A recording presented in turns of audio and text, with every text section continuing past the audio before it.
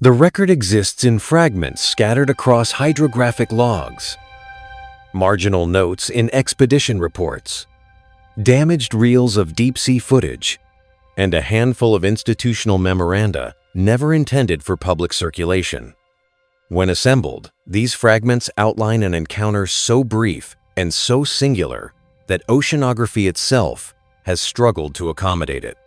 One observation, one confirmed sighting, one creature emerging from a realm where sunlight has never penetrated, and then nothing. No corpse, no second encounter, no genetic trace. Only data, impressions, and the unsettling persistence of an unanswered question. This deep-sea monster was seen once and never again. The abyssal zone of the world's oceans begins at approximately 4,000 meters below the surface, a depth at which pressure exceeds 400 atmospheres and temperature stabilizes just above freezing. In this environment, life adapts not merely to darkness, but to its permanence. Here, evolutionary time stretches differently. Organisms grow slowly, reproduce infrequently, and develop anatomical features that appear grotesque when judged by surface world standards. Elongated jaws, translucent tissues, bioluminescent organs, and sensory systems tuned to vibrations rather than light. Even within this context, however, the creature observed during the 19 expedition defied classification. It did not merely resemble something unfamiliar. It appeared to contradict prevailing assumptions about the limits of complex life under extreme pressure. And that contradiction is precisely why the sighting remains controversial to this day. The expedition itself was unremarkable by historical standards. A multinational research vessel, equipped with a deep-diving, remotely operated vehicle rated for abyssal exploration, was tasked with mapping a previously uncharted trench system in the southern hemisphere. The mission objectives were routine bathymetric mapping, sediment sampling, and biological survey of benthic fauna. No anomalies were expected. No breakthroughs were anticipated. The logs from the first 17 days confirm this: endless kilometers of silted seabed, scattered holothurians, occasional amphipods, the slow drift of particulate matter resembling underwater snowfall. Then, on the 18th day, during a scheduled descent to approximately 6,200 meters, the anomaly appeared. The initial indication was not visual, it was acoustic. The ROV's low-frequency sensors registered a distortion, a transient pressure displacement, inconsistent with known geological activity or mechanical interference. At first, it was attributed to instrument error. Similar artifacts had occurred before during extreme depth operations.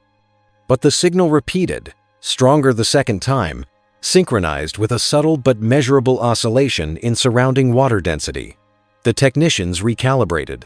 The anomaly persisted. Only then was the camera feed recentered toward the source, a region of open water several meters above the seabed, an unusual vertical positioning for anything of significant biomass at that depth. What emerged from the darkness did not move as expected. There was no lateral swimming motion, no undulation characteristic of known deep-sea vertebrates. Instead, the mass advanced through controlled expansion and contraction, as if the creature were manipulating pressure gradients around its own body. Its outline was indistinct at first, partially obscured by suspended sediment drawn inward as it approached. As illumination increased, the form resolved into something vast, longer than the ROV itself by several multiples, yet narrow enough to avoid the turbulence normally produced by large organisms. The body appeared segmented, but not rigidly so, each segment deforming independently, suggesting a structure neither fully skeletal nor entirely soft-bodied. The most disturbing aspect was the surface. Rather than scales, skin, or chitin, the exterior exhibited a layered translucence, refracting the ROV's lights into muted spectral bands. Within this semi-transparent mass, internal motion was visible: slow, deliberate shifts of denser structures, possibly organs, though no clear analog existed in the biological record. There were no obvious eyes, no fins, no appendages that could be immediately interpreted as limbs. Yet the creature oriented itself with unmistakable intent, aligning its forward axis directly toward the observation platform. It was not drifting. It was not hunting. It was observing. Measurements taken during the encounter indicate a length exceeding 12 meters, though exact dimensions remain disputed due to perspective distortion. The mass was estimated at several metric tons, an extraordinary figure given the energetic constraints of the abyssal ecosystem. No known food web at that depth could sustain such a large organism through conventional metabolic processes. This discrepancy would later fuel hypotheses involving ultra-slow metabolism, chemosynthetic symbiosis, or mechanisms entirely unknown to terrestrial biology. At the time, however, the crew could do nothing but record. The ROV remained stationary, its operators reluctant to provoke movement that might disrupt the encounter, or worse, trigger an interaction they were unprepared to manage. For approximately 87 seconds, the creature remained within clear visual range. During this interval, several phenomena were documented that would later be described as impossible under existing physical models. Localized pressure readings fluctuated without corresponding displacement of surrounding water. The creature's internal luminosity, faint but detectable, shifted in complex patterns, not rhythmic like bioluminescent signaling, but structured, almost architectural, as if delineating internal boundaries. Most unsettling of all was the effect on ambient noise. Background acoustic signatures diminished sharply, producing a zone of near-total silence around the organism, as though sound itself were being absorbed or redirected. Then, without acceleration, without visible propulsion, the creature withdrew. It did not turn away. It did not retreat into sediment or behind geological cover. It simply receded, its mass thinning, elongating, dissolving into the surrounding darkness until the sensors registered nothing but open water once more. The entire encounter lasted less than 2 minutes. The trench returned to silence. The expedition continued, but the mission had irrevocably changed. Subsequent dives in the same location yielded nothing. No biological traces, no residual pressure anomalies. Sediment samples showed no unfamiliar DNA, though degradation at that depth made definitive exclusion impossible.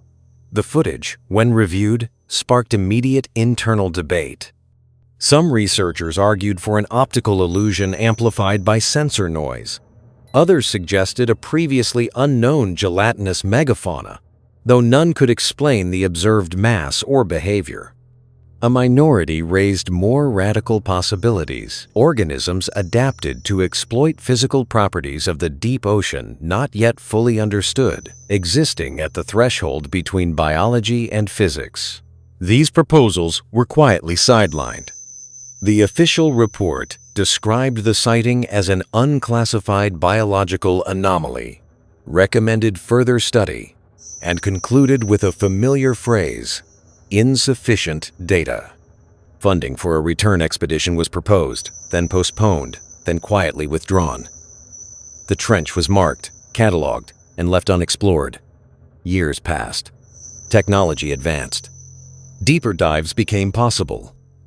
Yet no subsequent mission, public or private, has ever reported a comparable encounter. No creature matching the description has been observed again anywhere. What remains is the uncomfortable implication that the deep ocean may harbor entities so rare, so spatially or temporally constrained, that human observation intersects with them only by chance.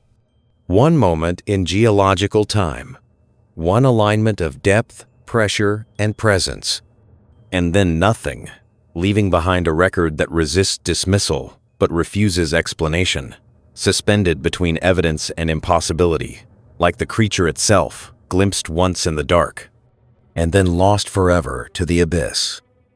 In the months that followed the expedition, the encounter began to exert a quiet gravitational pull on multiple disciplines: deep-sea biology, geophysics, fluid dynamics, even theoretical ecology, yet always at the periphery, never at the center.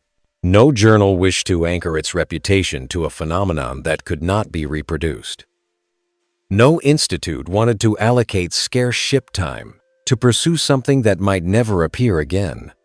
The deep ocean, vast beyond human intuition, had always produced singular anomalies, strange carcasses hauled up by nets, fleeting sonar shadows, unidentifiable organisms crushed by decompression before reaching the surface. But this case was different. It was not a fragment, not a rumor, not a misinterpreted corpse. It was a coherent observation recorded by calibrated instruments at depth, witnessed indirectly through machines designed specifically to eliminate human error. And still, it stood alone. One of the most persistent difficulties lay in the creature's apparent violation of scaling laws. In abyssal environments, biomass decreases predictably with depth. Energy input is limited primarily to marine snow, carrion falls, and localized chemosynthetic systems near vents and seeps. Large predators are rare, and when they exist, they rely on extreme energy efficiency, soft tissues, reduced musculature, minimal activity. The observed organism, however, exhibited controlled movement through the water column without visible reliance on buoyancy adaptations typical of gelatinous fauna. It neither floated passively nor swam in any conventional sense.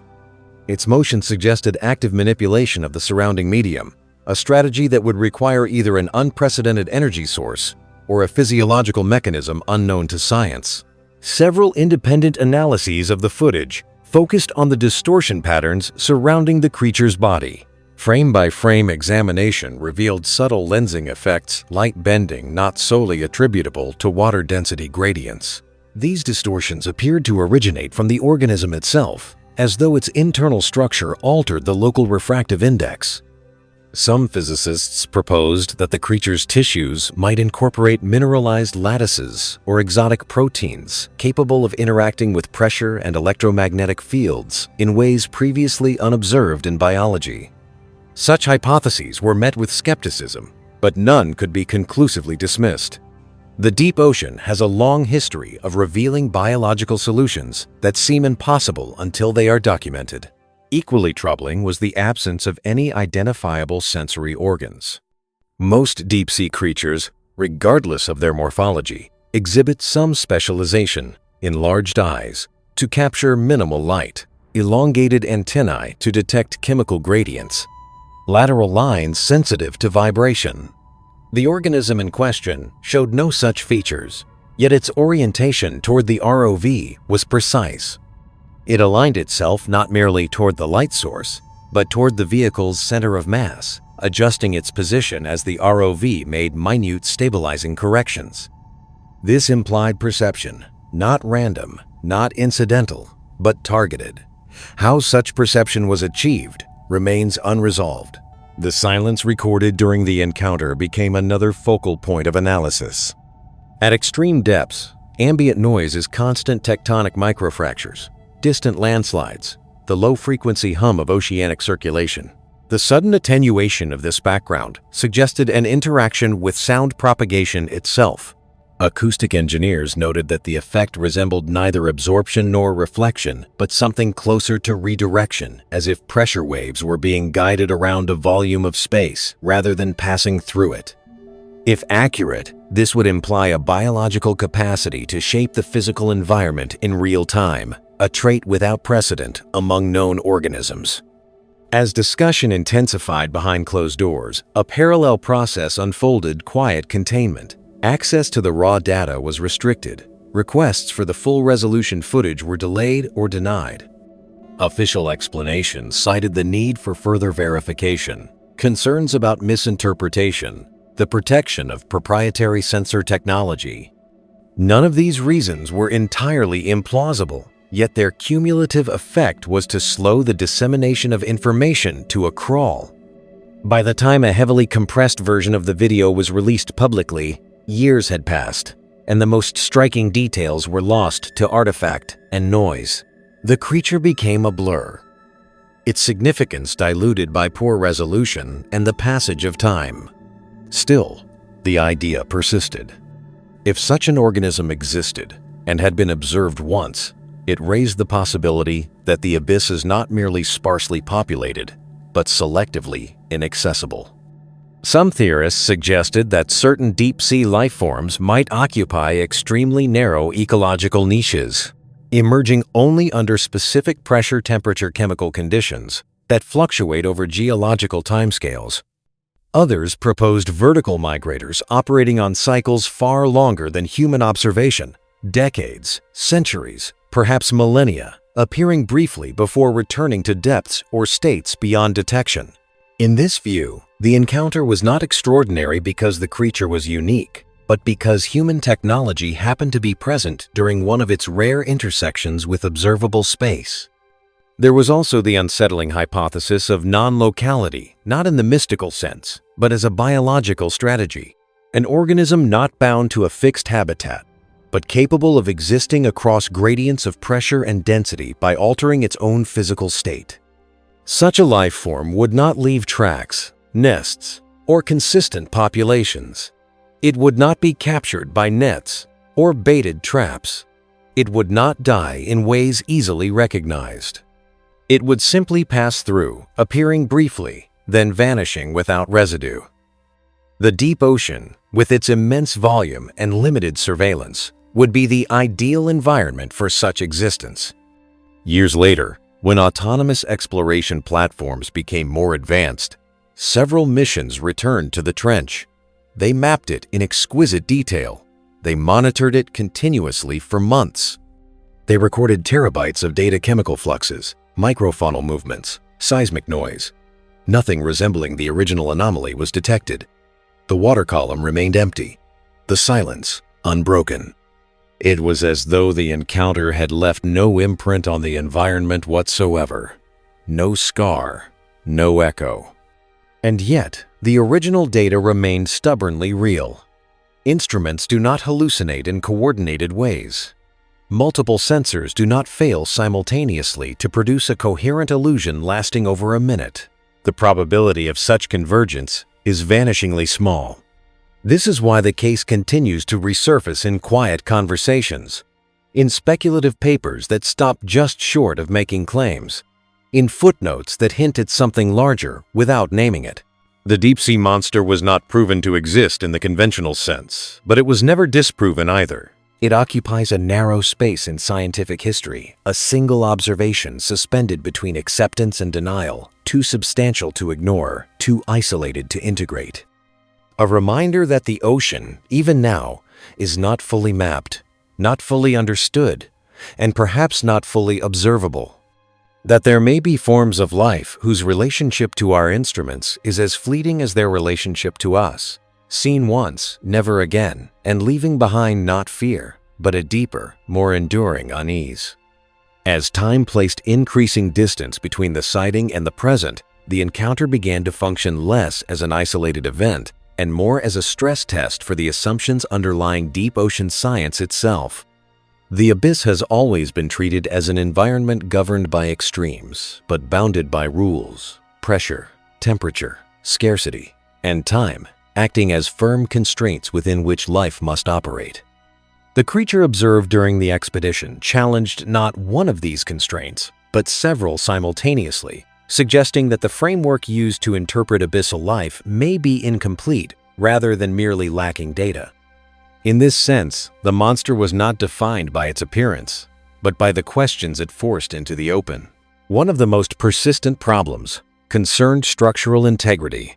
At depths exceeding 6,000 meters, pressure is not simply a force, it is a condition that permeates matter, collapsing voids, compressing tissues, eliminating the possibility of gas-filled spaces. Known deep-sea organisms survive by minimizing internal pressure differentials, their bodies largely incompressible, their forms dictated by the surrounding environment rather than resisting it. The observed entity, however, appeared to maintain internal differentiation, regions of varying density, layered organization, and controlled deformation. This implied either a biological material with extraordinary compressive resilience or a dynamic internal system capable of redistributing stress in real time. Both possibilities remain beyond current biological understanding. Chemical analysis added further complexity. The water chemistry recorded during the encounter showed transient deviations in dissolved gas concentrations, particularly helium and hydrogen isotopes, without any corresponding geological activity. These fluctuations were localized and short-lived, returning to baseline almost immediately after the creature's departure. No known metabolic process accounts for such signatures, nor do they align cleanly with hydrothermal emissions. Some researchers suggested passive release from sediments disturbed by the organism's movement, but this explanation failed to account for the precision and symmetry of the changes. Whatever the cause, it suggested interaction not just with the physical environment, but with its chemical equilibrium. The absence of thermal disturbance was equally notable. Large organisms generate heat, even in cold environments. Metabolism, however slow, produces measurable thermal gradients. Yet the thermal sensors recorded no such anomaly. The creature did not warm the surrounding water. It did not cool it. It existed, for all measurable purposes, in thermal equilibrium with its environment. This reinforced the hypothesis of an ultra-low energy system operating at the edge of detectability, perhaps closer to a slow chemical process than to what is traditionally defined as animal life. The implication was unsettling life that does not announce itself through motion, heat, or waste, but persists quietly within the fabric of its surroundings. Over time, a pattern emerged in how the case was referenced. It rarely appeared in primary literature. Instead, it surfaced in review articles as an unresolved anomaly, in conference discussions as an aside, in grant proposals as a justification for broader exploration rather than a target in itself. The creature became a conceptual boundary marker, a reminder of what lay just beyond empirical reach. It was cited not to be explained, but to caution against overconfidence. Each mention subtly reinforced the idea that the deep ocean still contains phenomena that do not fit existing categories, and that some of these phenomena may never be captured again. There was also a psychological dimension that scientists were reluctant to acknowledge. The footage, even in its degraded public form, produced a consistent reaction among viewers, a sense of scale divorced from familiarity. Unlike giant squid or deep-sea sharks, which can be contextualized within known lineages, this organism resisted narrative placement. It did not resemble a predator, a filter feeder, or a scavenger. It did not evoke ancient creatures from the fossil record or speculative reconstructions from evolutionary theory. It appeared as something orthogonal to expectation, triggering unease not because it was aggressive or grotesque, but because it seemed indifferent to classification. This reaction was difficult to quantify, yet persistent enough to be noted in internal discussions. As exploration technology improved, the paradox deepened. Sonar resolution increased. Autonomous vehicles operated longer and deeper. Machine learning systems scanned for anomalies across vast data sets. If the creature were part of a population, even a sparse one, statistical likelihood suggested that anything should have been detected. And yet, the deeper humanity looked, the quieter the abyss appeared. This silence led to a subtle shift in interpretation. Instead of asking why the creature had not been seen again, some researchers began to ask why it had been seen at all. One possibility was temporal coincidence. The ocean is not static. Deep currents shift. Chemical gradients evolve. Tectonic processes alter landscapes over centuries. It is conceivable that the conditions enabling the creature's presence at that location existed only briefly. A narrow window in which temperature, pressure, and chemistry aligned. Once that window closed, the organism may have moved on, changed state, or ceased to exist in any form recognizable as the same entity. In this view, the sighting was not a failure of observation, but a rare overlap between human exploration and an event operating on a different temporal scale. Another possibility was observational interference. The ROV itself may have been the trigger. Its lights, electromagnetic fields, and pressure disturbances could have drawn the creature into a state or position it would not otherwise occupy. If so, the encounter may have been an artifact of first contact, a reaction rather than a natural behavior. Subsequent missions, using different technologies or operating under altered conditions, may simply have failed to recreate the precise stimulus that produced the original appearance. The creature was not hiding. It was unresponsive. What remains most difficult to reconcile is the creature's apparent awareness. Orientation, tracking, proximity maintenance. These behaviors imply not only perception, but decision-making. Yet no evolutionary pathway readily explains the emergence of such capabilities in an environment where encounters are rare and energy is scarce. Intelligence, as understood biologically, is expensive. It evolves under selective pressure driven by interaction, predation, competition, social behavior. The abyss offers little of this. Quote, unless, of course, the abyss is not as empty as assumed, and interactions occur in ways and dimensions not yet measured. Thus, the monster persists not as a confirmed species, but as a problem, a single data point that refuses to be averaged away. A reminder that absence of evidence is not evidence of absence, particularly in an environment that comprises the majority of the planet's habitable volume. The deep sea does not yield its secrets easily. Sometimes it offers a glimpse, brief, silent, and unrepeated before closing again, leaving behind nothing but records, doubts, and the unsettling possibility that what was seen once may still be there, unchanged, waiting beyond the reach of light and instruments, unseen, but not gone. With each passing year, the encounter acquired a peculiar dual status, simultaneously obsolete and unresolved. Obsolete because it belonged to an earlier era of exploration, when deep-sea observation was limited, sensors were fewer, and coverage was sparse. Unresolved because no amount of technological progress had managed to either replicate or refute it. In most scientific contexts, time erodes uncertainty. Here, it sharpened it. The abyssal monster remained fixed in the record, unchanged by reinterpretation, immune to both confirmation and dismissal.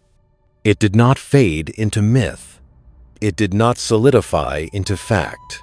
It persisted as a singularity in the archive. As autonomous systems proliferated, the volume of deep ocean data increased exponentially.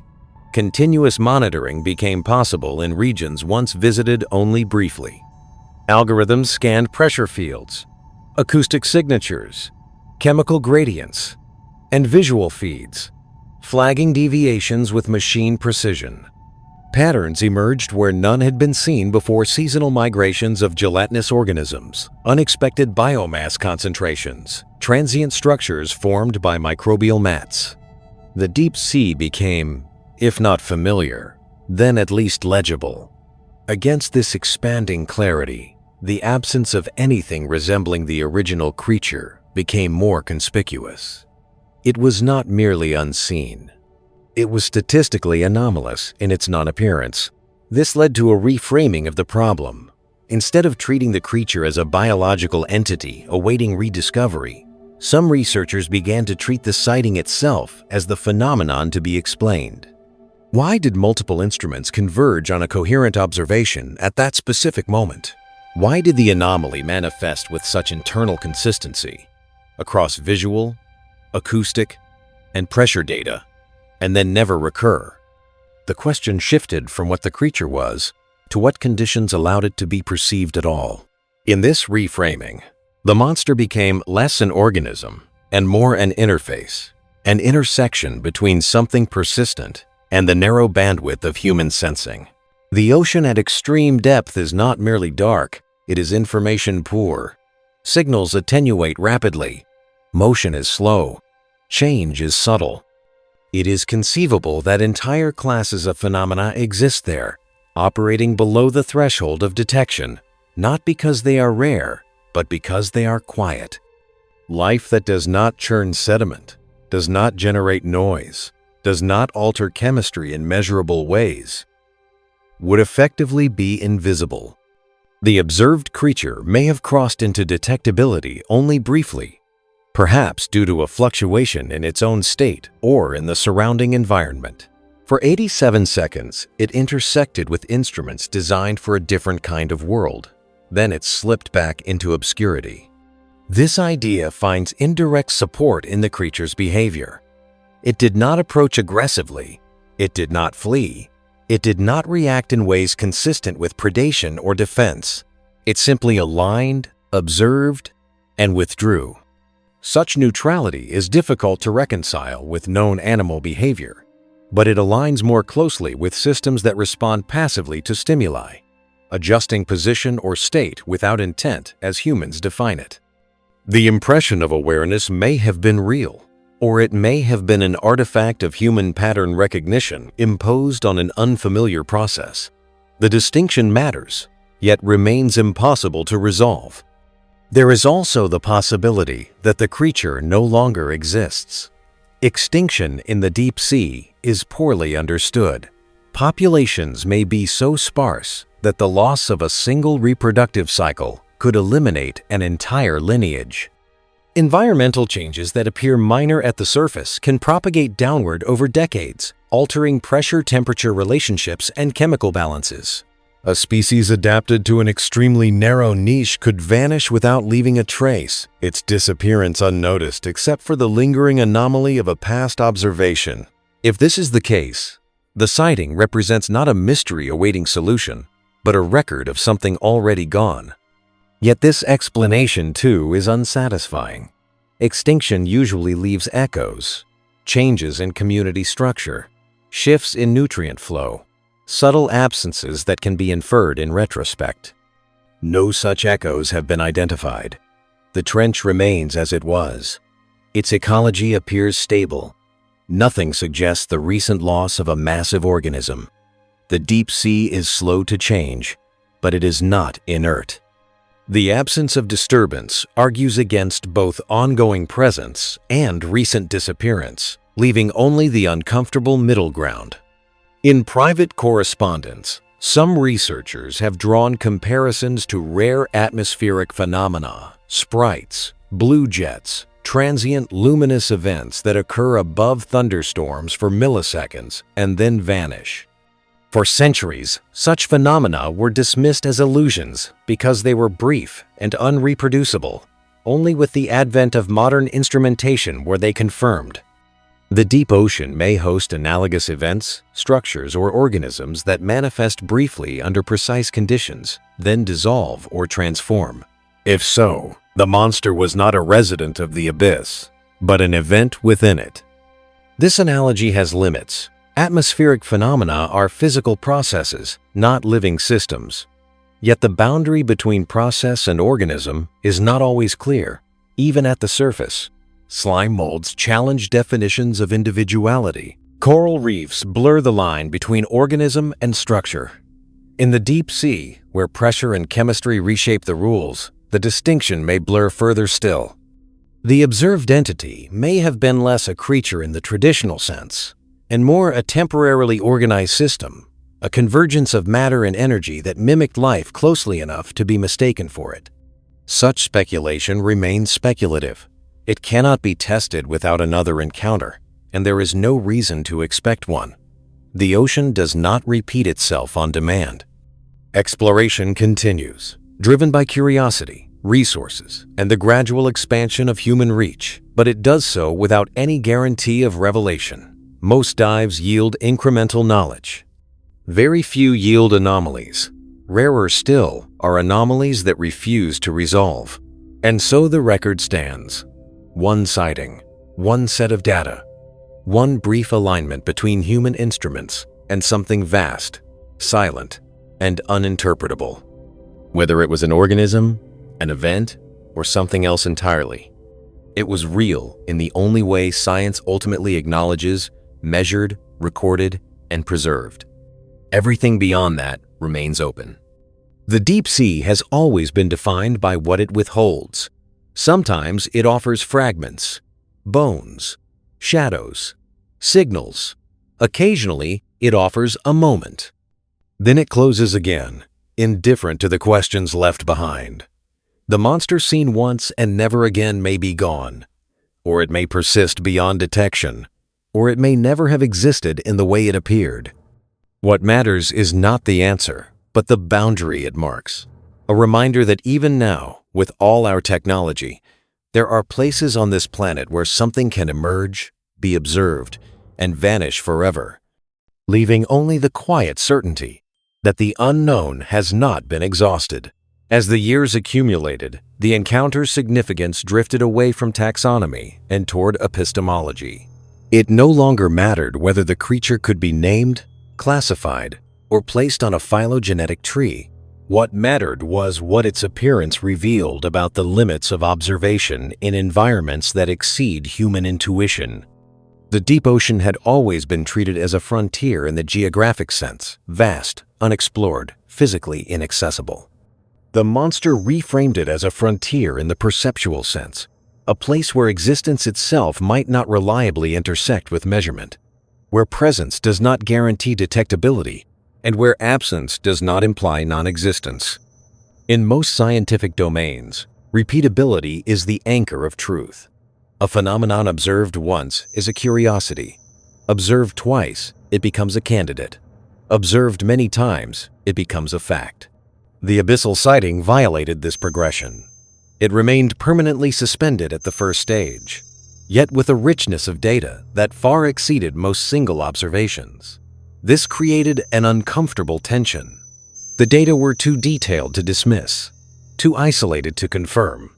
As a result, the case became a kind of intellectual orphan, acknowledged, referenced, but never fully adopted by any discipline. Each field found it intriguing, but none could claim it without destabilizing its own assumptions. One subtle consequence of this tension was methodological caution.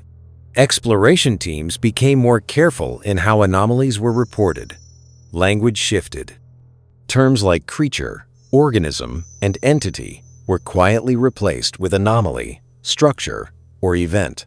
This was not merely semantic. It reflected a deeper hesitation to ascribe life where life could not be proven.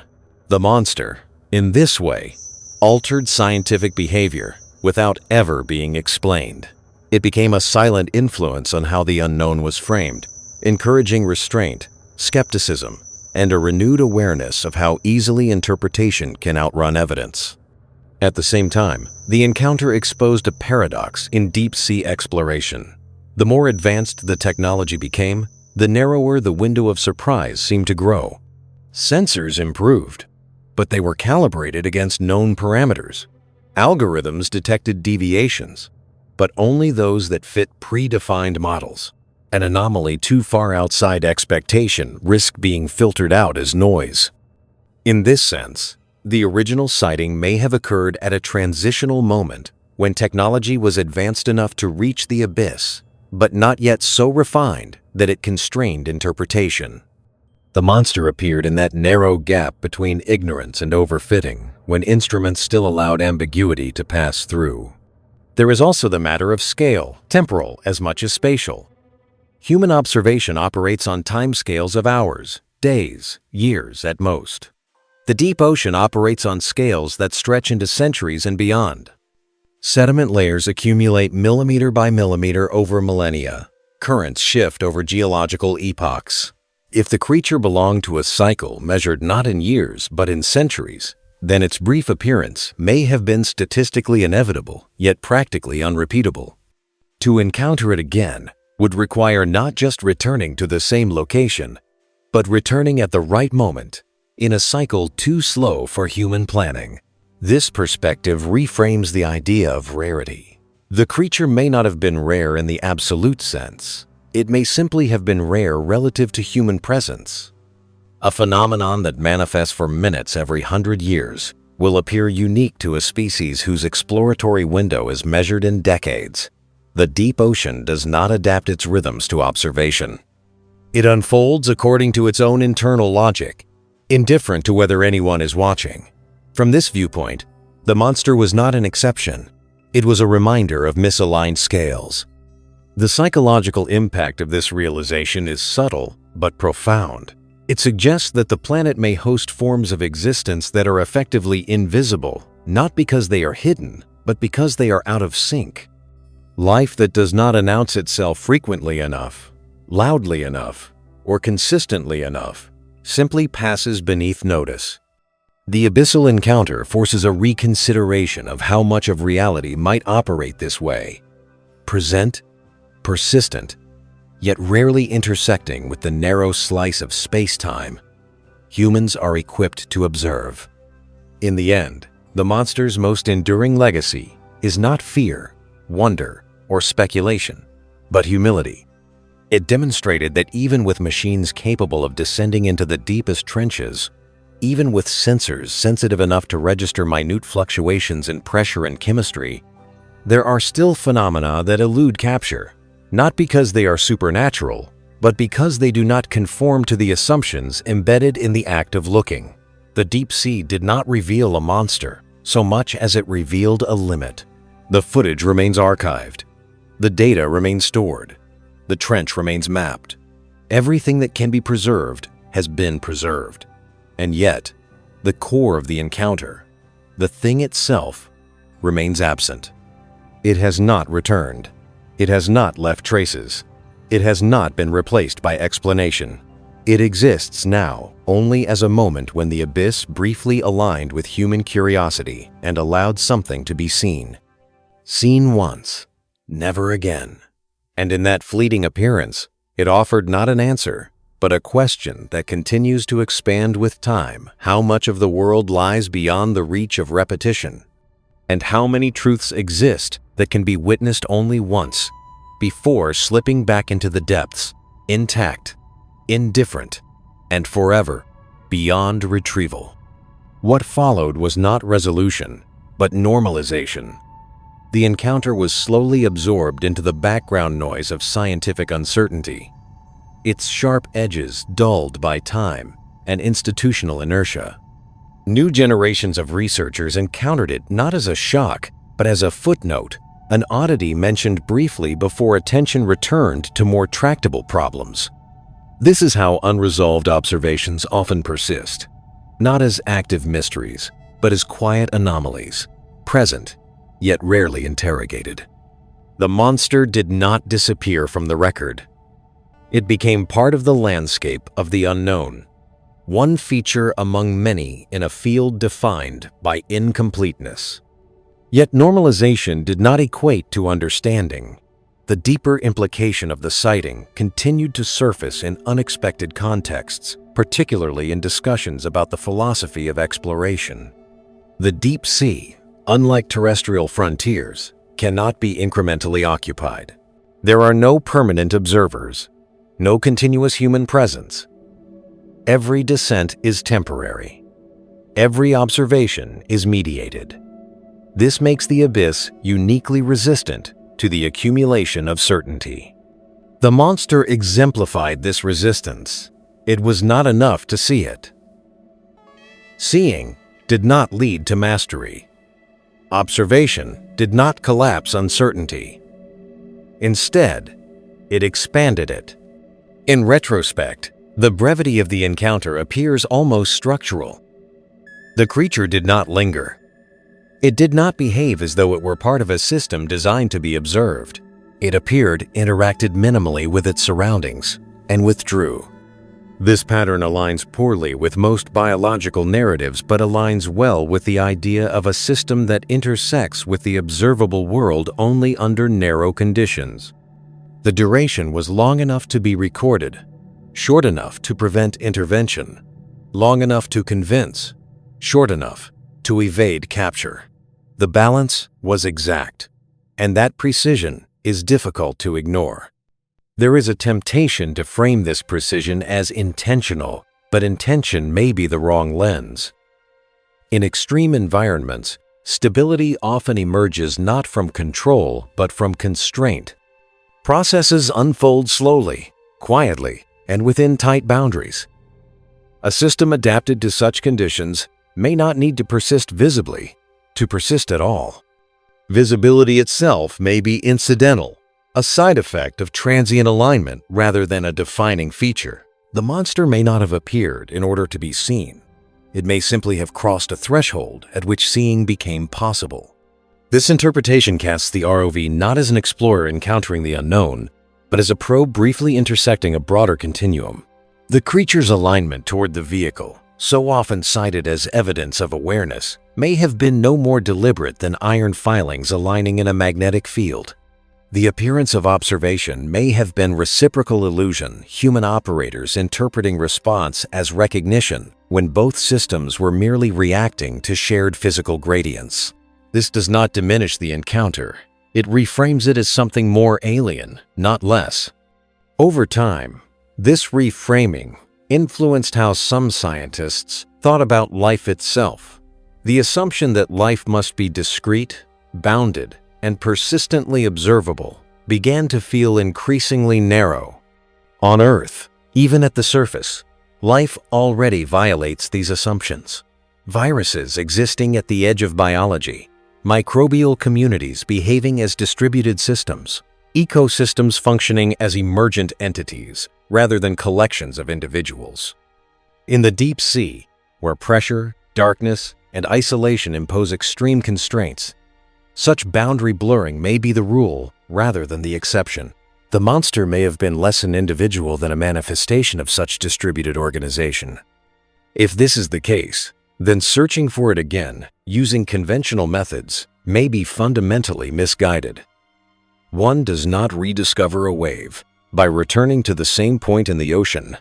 One does not recapture a transient pattern by repeating a survey. The phenomenon may recur, but not in the same form, not at the same location, and not on a schedule that aligns with expeditions. The desire to find it again may reflect a misunderstanding of what it was in the first place. This possibility carries an unsettling corollary. If the deep ocean hosts phenomena that are real, impactful, and yet fundamentally non-repeatable at human timescales, then the scientific record is necessarily incomplete in ways that cannot be corrected by more data alone. There may be truths that cannot be stabilized into facts, only glimpsed. The monster becomes emblematic of this category, a phenomenon that can be documented but not domesticated, recorded but not integrated. As exploration continues, new anomalies will undoubtedly appear. Some will be explained, others will fade. A few may join the monster in that narrow archive of singular events observations that resist both replication and erasure. These cases do not undermine science.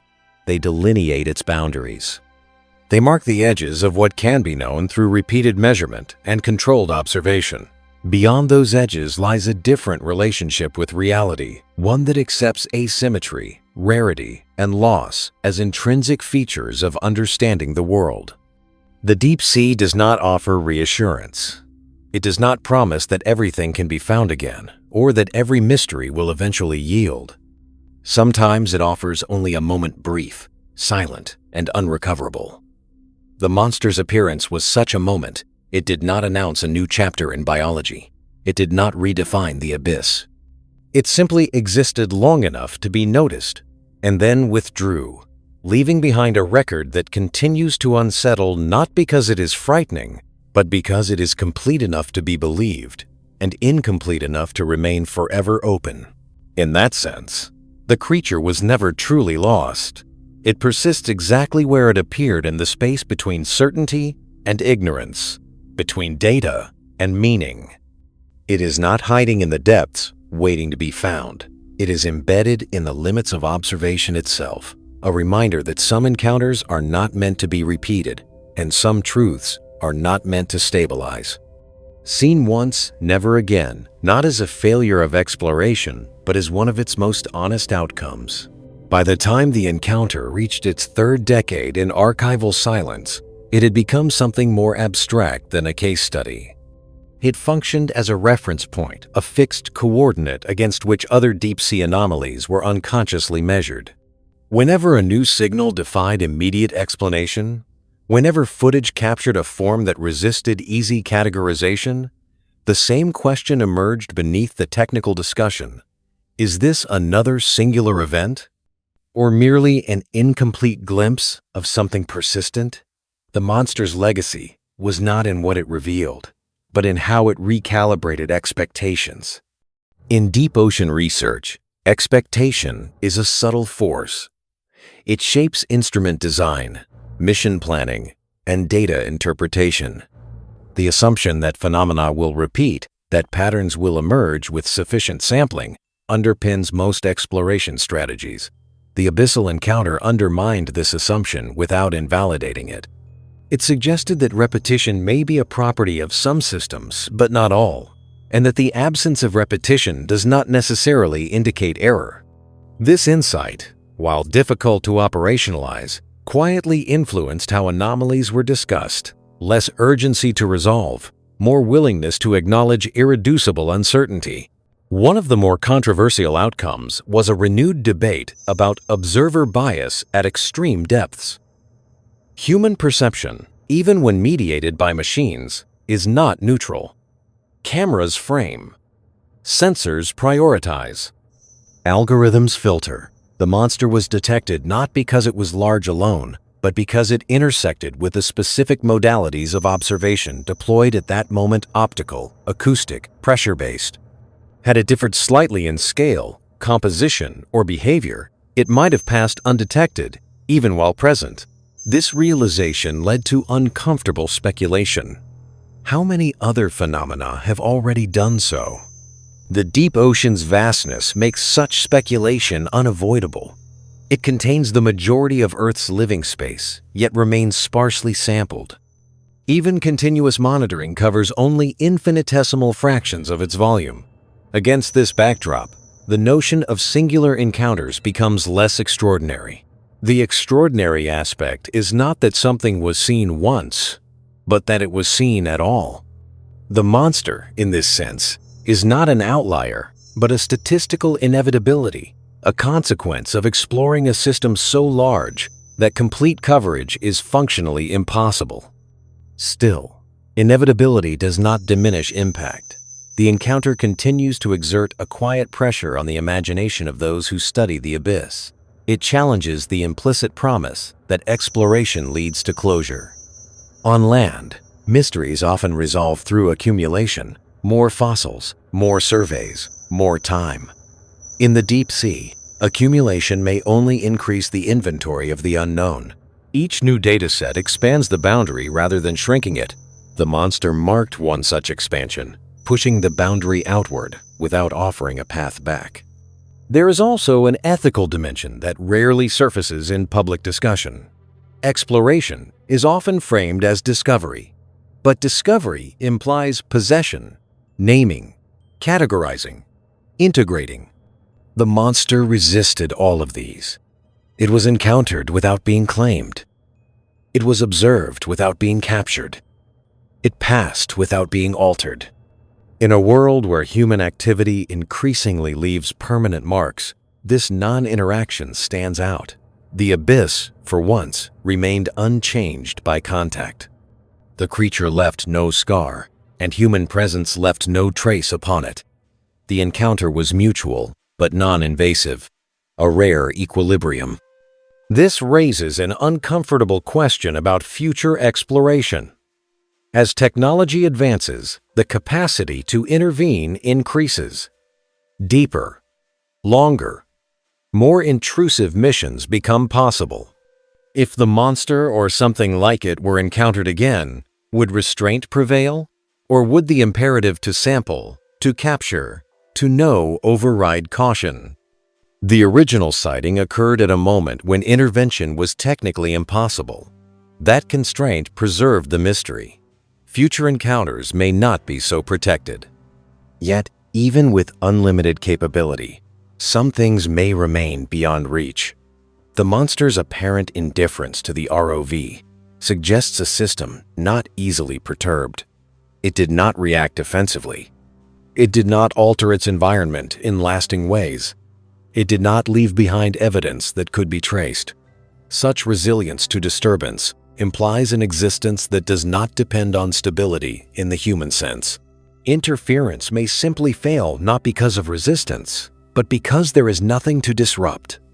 In this light, the monster becomes a lesson not in fear of the unknown, but in respect for it. The deep sea does not require validation through repeated observation. It does not owe explanation. It contains phenomena that may intersect with human inquiry only briefly, if at all. The encounter was not a promise of further revelation. It was a reminder of proportion, of how small the observational window truly is compared to the system it attempts to sample. As the archival record continues to age, the monster's story does not conclude. It stabilizes. It becomes part of the long-term memory of exploration, a fixed anomaly that future generations will encounter as a curiosity, then as a challenge, and perhaps eventually as a caution. It will be reinterpreted through new theoretical lenses, revisited with new technologies, and cited in new debates. But it will remain singular. Its defining characteristic will not change. Seen once, never again. Not because it was unique, but because the conditions that allowed it to be seen may never align in the same way twice. In the deep sea, where scale overwhelms repetition and time erodes certainty, such moments are not failures of science. They are the cost of looking into a system that exceeds us, moments that leave no closure, only a deeper appreciation of how much lies beyond the reach of return. At a certain point, the narrative surrounding the encounter ceased to evolve and instead began to stratify, much like sediment on the abyssal floor. Each layer of interpretation settled atop the previous one, not replacing it, but preserving it beneath newer perspectives. Early discussions focused on morphology and physiology. Later analyses shifted toward instrumentation and perception. More recent reflections turned inward, questioning the assumptions embedded in exploration itself. None of these layers erased the others. Together, they formed a compact archive of human response to something that resisted assimilation. What is striking, in retrospect, is how little the encounter disrupted daily scientific practice. Research continued. Papers were published. Grants were awarded. The abyss was mapped in ever finer detail. And yet, beneath this continuity, the monster lingered as a quiet counterexample, a reminder that not all data points converge toward clarity. This coexistence of progress and irresolution is not unique to oceanography, but it is rarely so stark. The deep sea, by virtue of its remoteness, makes such contradictions easier to ignore. The monster made them explicit. The continued absence of corroborating evidence gradually transformed the encounter from a potential discovery into a boundary condition. It marked the point beyond which explanation could not be forced without speculation overtaking evidence. This restraint is often cited as a strength of science, yet it carries a cost. Phenomena that cannot be stabilized through repetition are set aside, not disproven, but suspended. They occupy a liminal space acknowledged, yet inactive. The monster became emblematic of this space, a symbol of what is known only once and therefore cannot fully enter the canon. In teaching contexts, the case is occasionally referenced, not for its content, but for its implications. It serves as an illustration of uncertainty management, of how to handle high-quality data that cannot be extended. Students are reminded that science is not a catalog of facts, but a process shaped by limitations, technological, temporal, conceptual. The monster is used to demonstrate that some observations do not mature into theories, and that this is not a failure, but an inherent feature of inquiry at the edge of the unknown. There is also a cultural undercurrent that cannot be entirely separated from the scientific one.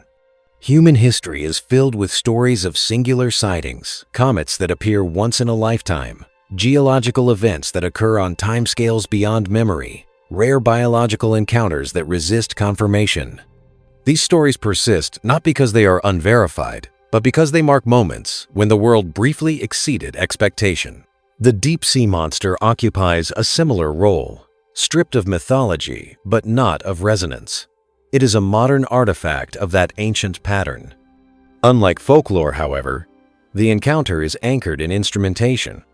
It does not rely on testimony alone. It exists as recorded signal images, pressure curves, acoustic traces.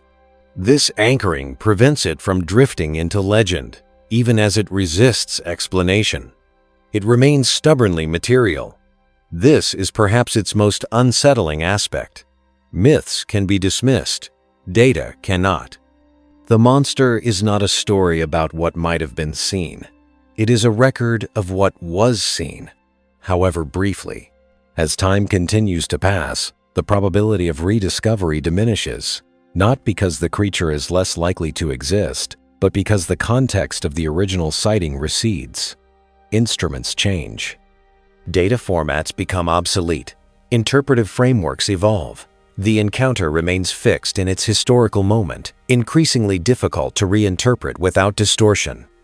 This is another form of loss, not of the phenomenon itself, but of the conditions that made its observation meaningful. Even if something similar were encountered again, it might not be recognized as the same. This leads to a final, more philosophical implication. Discovery is not a single event, but a convergence of phenomenon, observer, and interpretive context. Remove any one element, and discovery collapses. The deep-sea monster was discovered not because it existed, but because it existed at the right moment, in the right place, under the right observational regime. Its singularity may say less about its nature and more about the fragility of discovery itself. The abyss does not preserve narratives. It preserves conditions. It does not care whether something is remembered, named, or understood. It simply continues. The monster, whatever it was, continues as well, either in reality or in record. In both cases, it remains unchanged by human attention. It does not demand explanation. It does not invite return. It exists as a closed-loop appearance, observation, disappearance, seen once, never again, not as a provocation, but as a statement of fact. And in that fact lies a quiet challenge to the impulse to resolve everything, to the belief that with enough effort, every mystery yields. The deep sea suggests otherwise. It offers moments without closure, encounters without aftermath, truths without repetition.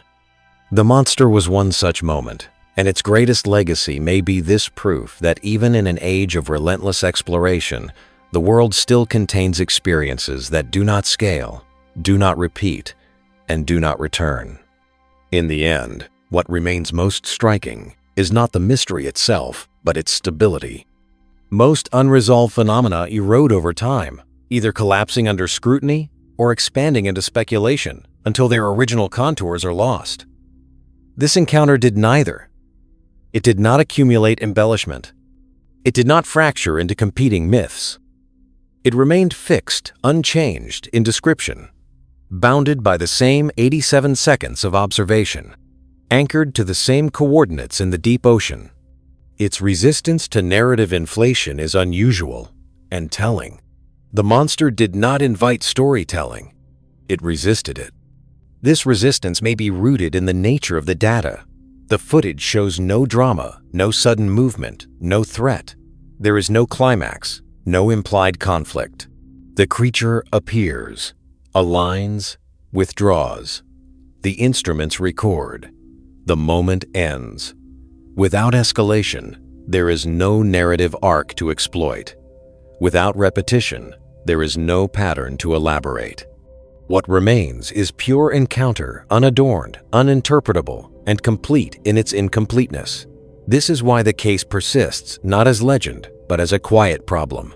Over time, the language used to describe the event became increasingly careful. Words like monster fell out of favor in technical contexts, replaced by neutral terms that emphasized uncertainty rather than scale or fear. And yet, outside those contexts, the original framing endured. The word monster persisted not because of menace, but because of mismatch. It signaled something that did not belong, something that exceeded the categories available to describe it. In this sense, the monster was not terrifying, but improper. It violated expectations about what should be possible at that depth, in that environment, under those constraints. This impropriety is what continues to unsettle. The deep sea is already extreme, already strange. It accommodates creatures that would seem monstrous anywhere else. To encounter something that appears anomalous even there suggests not merely undiscovered biodiversity, but a gap in understanding at a more fundamental level. It hints that the abyss may host modes of existence that do not align cleanly with biological intuition, systems that are alive, perhaps, but not organized in ways that lend themselves to easy recognition. As exploration expands outward to other planets, other oceans, other extreme environments, the encounter acquires renewed relevance. It becomes a terrestrial analog for a broader question. How often might exploration intersect with phenomena that are real, coherent, and yet fundamentally unrepeatable?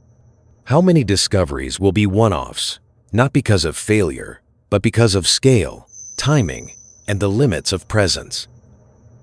The monster offers no guidance on how to handle such encounters. It simply demonstrates that they occur. There is a temptation to imagine the creature as waiting still there, somewhere beyond detection, unchanged by the passage of time. This image is compelling, but unnecessary. The encounter does not require persistence to be meaningful.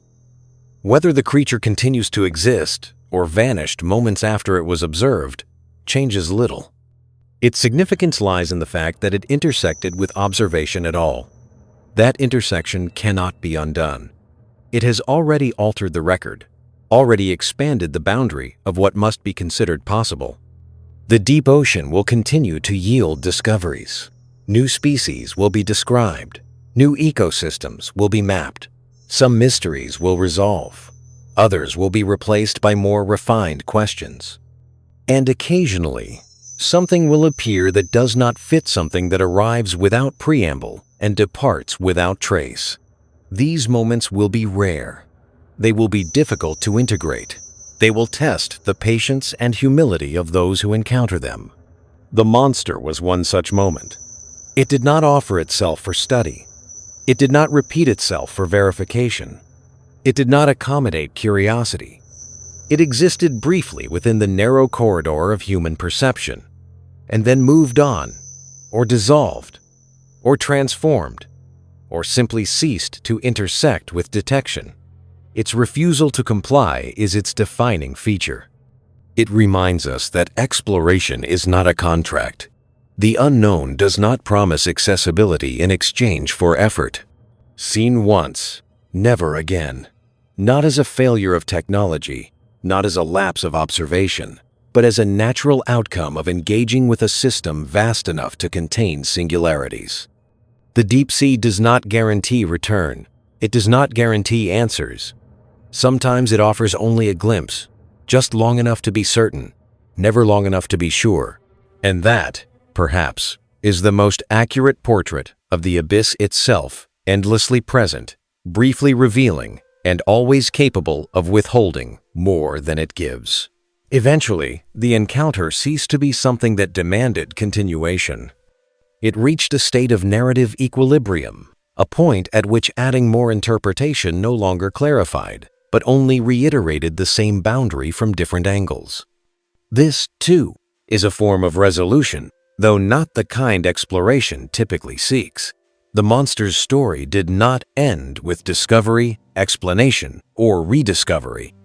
It ended by remaining exactly what it was from the beginning, a finite observation embedded in an infinite environment. In this equilibrium, the sighting occupies a role similar to that of certain deep time markers in geology or astronomy events, known to have occurred, precisely dated, precisely described, yet detached from any ongoing process humans can follow.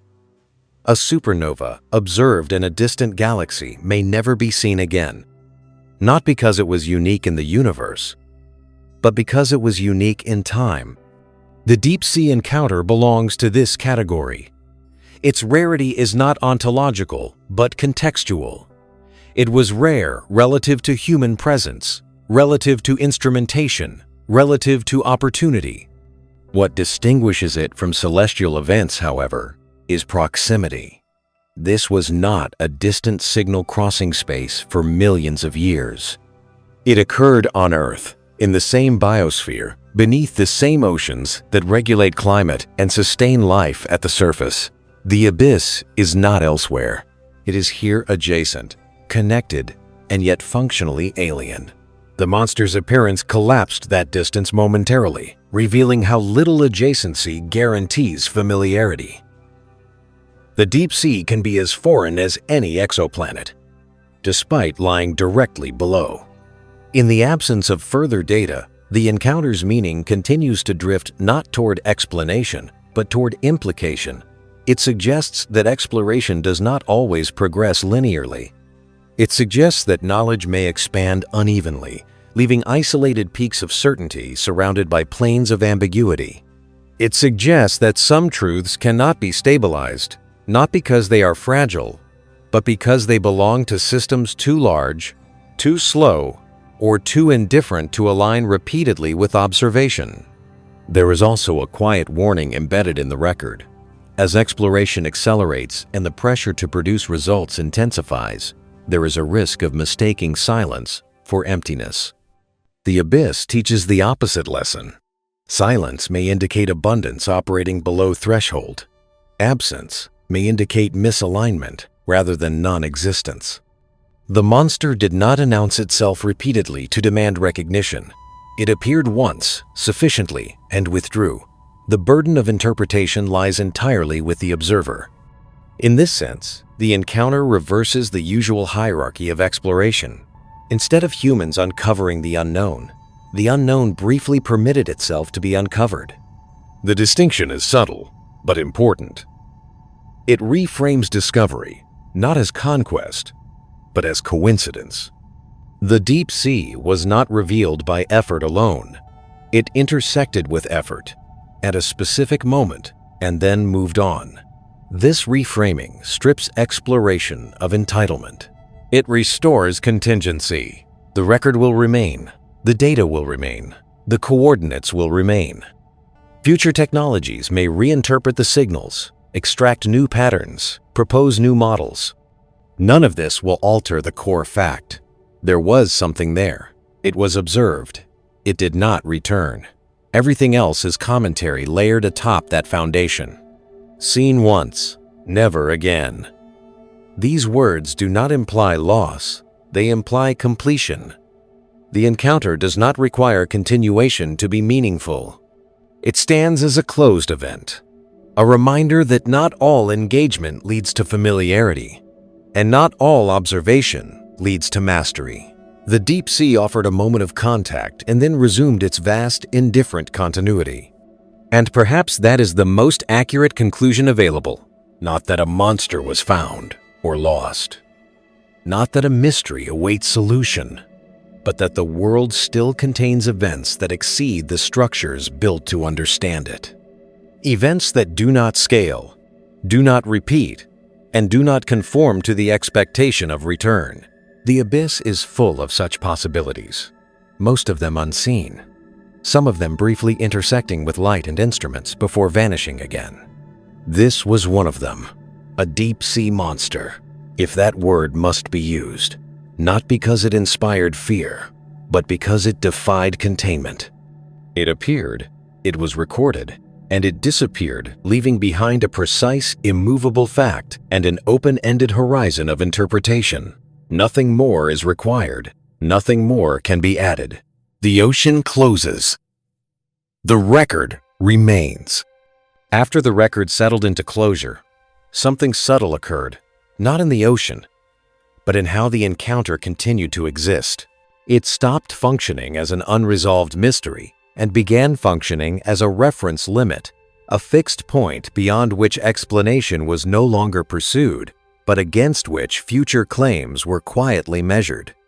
Any new deep-sea anomaly, no matter how strange, was unconsciously compared to that moment. Did it repeat? Did it leave traces? Did it resolve? If it did, it belonged to a different category. If it did not, it drifted closer to that narrow class of phenomena, defined not by what they are, but by how briefly they intersect with observation.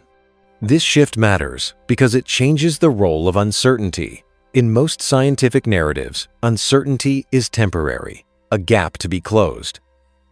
Here, uncertainty became structural. It was no longer a deficit of data, but a feature of the system being explored. The deep ocean was not merely unknown, it was partially unknowable, not in principle, but in practice, because of mismatched scales, transient conditions, and the limits of sustained presence.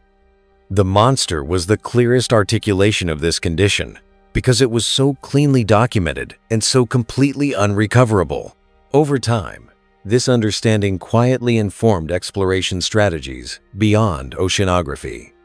In planetary science, in astrobiology, in the study of extreme environments, there was growing recognition that not all discoveries would be reproducible, and that some encounters would arrive without the possibility of confirmation.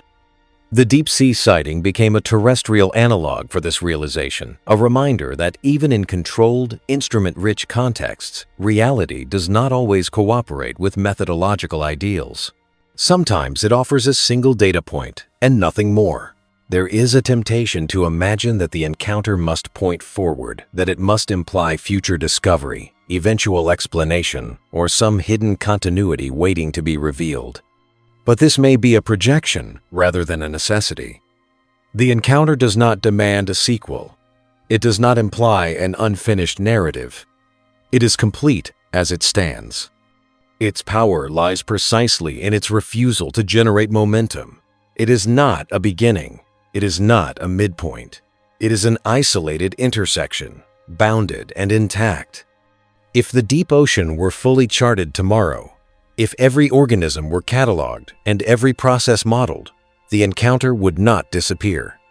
It would remain an outlier not because it contradicted knowledge, but because it occurred under conditions that no longer exist or no longer align. Knowledge does not retroactively stabilize the past. Some observations remain singular forever, regardless of how much understanding accumulates around them. In this way, the monster's story ultimately becomes less about the abyss and more about the nature of evidence. Evidence does not guarantee access. It does not guarantee continuity. It only guarantees that something occurred. The encounter met that standard fully and finally. Beyond it lies interpretation, and interpretation has limits. The deep sea does not negotiate those limits. It enforces them. Nothing further needs to happen for the encounter to retain its meaning. It does not need to be rediscovered. It does not need to be explained. It has already done its work by existing at all. It expanded the space of what must be considered possible, then withdrew, leaving that space permanently open. Seen once, never again.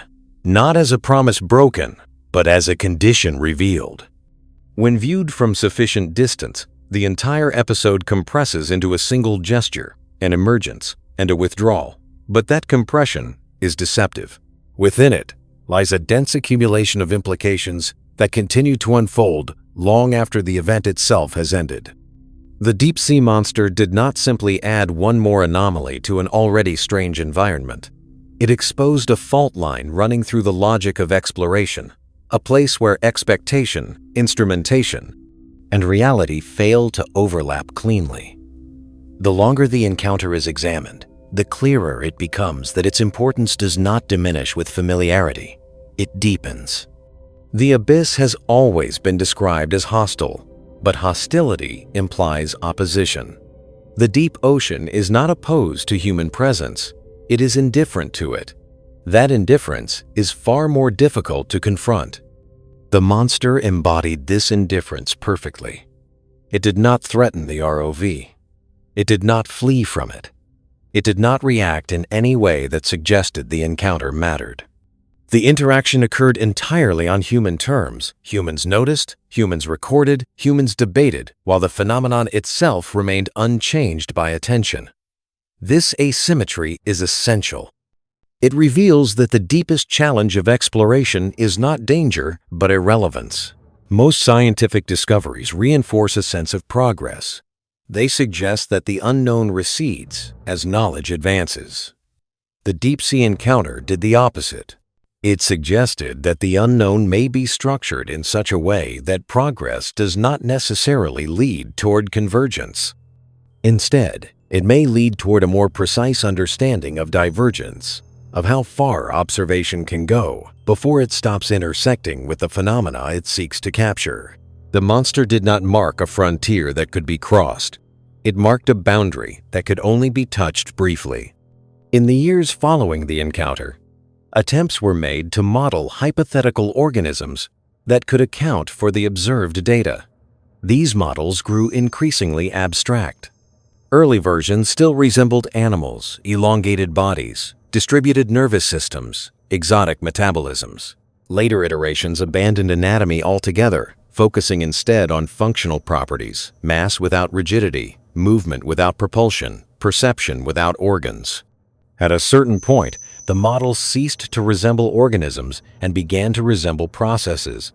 This transition was not a failure of imagination, but a response to constraint. The data would not support anything simpler. What emerged from these efforts was an uncomfortable possibility that the distinction between life and environment in the deep sea may be less clear than assumed. At extreme depths, where pressure, chemistry, and time dominate, organization itself may take forms that are neither fully biological nor purely physical. The monster may have been a transient coherence, a temporary alignment of matter and energy that achieved sufficient stability to persist, move, and respond, but not sufficient individuality to recur. If so, then it was never meant to be found again. Its existence was contingent by nature. This interpretation aligns with the encounter's most perplexing feature, its completeness. There were no loose ends, no interrupted behavior, no unfinished interaction. The creature did not appear to be in the middle of something when it was observed. It did not seem to be arriving or departing. It simply was, and then it was not. This self-contained quality resists narrative extension. There is no before that can be meaningfully reconstructed, and no after that can be anticipated. The event does not point beyond itself. From a human perspective, this is deeply unsatisfying. Human understanding is built on continuity causes leading to effects, observations leading to explanations. The monster offered none of this. It offered presence without context and absence without consequence. It forced recognition without resolution. This is why it continues to occupy attention disproportionate to its duration. The mind searches for continuation and finds none. It searches for pattern and encounters a dead end. And yet, this dead end is not empty. It is densely informative. It tells us something precise about the relationship between observer and world at extreme scales. It tells us that some systems are not designed by evolution, by physics, or by chance to be repeatedly observed. They exist in regimes where observation is accidental, fleeting, and non-cumulative. The deep sea, vast and sparsely sampled, is one such regime. The monster was not an exception to this rule. It was its clearest expression. As exploration pushes further deeper trenches, longer deployments, more autonomous systems, it is tempting to believe that such singularities will eventually be eliminated, replaced by comprehensive understanding.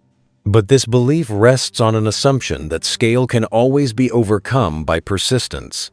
The deep-sea encounter challenges that assumption. It suggests that beyond a certain threshold, persistence yields diminishing returns, not because the unknown is exhausted, but because it is structured in ways that resist sustained overlap with observation. The monster's legacy, then, is not a mystery waiting to be solved, but a constraint to be acknowledged. It reminds us that the world does not owe repetition, that reality does not guarantee accessibility, that some phenomena are real precisely because they are rare, not despite it. In this sense, the encounter is not an anomaly within science, but a boundary condition of it. Seen once, never again. These words do not describe a failure of search or a gap in effort. They describe a fundamental property of certain encounters that occur at the edge of scale, at the margin of perception, where existence briefly aligns with observation and then diverges permanently.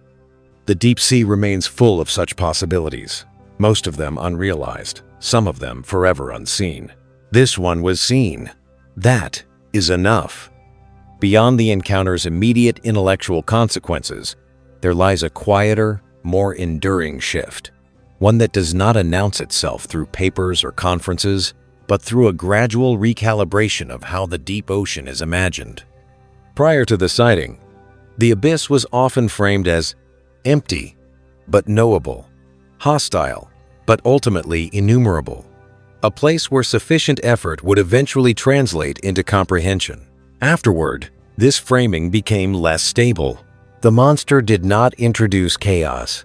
It introduced restraint. It suggested that the deep sea may not be a puzzle with missing pieces, but a system whose completeness does not depend on human access. This distinction is subtle, yet profound. A puzzle invites solution. A system demands coexistence. The encounter implied that the abyss functions according to logics that do not prioritize visibility, repetition, or discoverability. Life there may not cluster conveniently around vents, carcasses, or sampling grids. It may not express itself through abundance or persistence. Instead, it may operate through sparsity, latency, and transient coherence forms of existence that appear briefly, leave no trace, and do not scale with observation. In such a system, rarity is not noise, it is structure.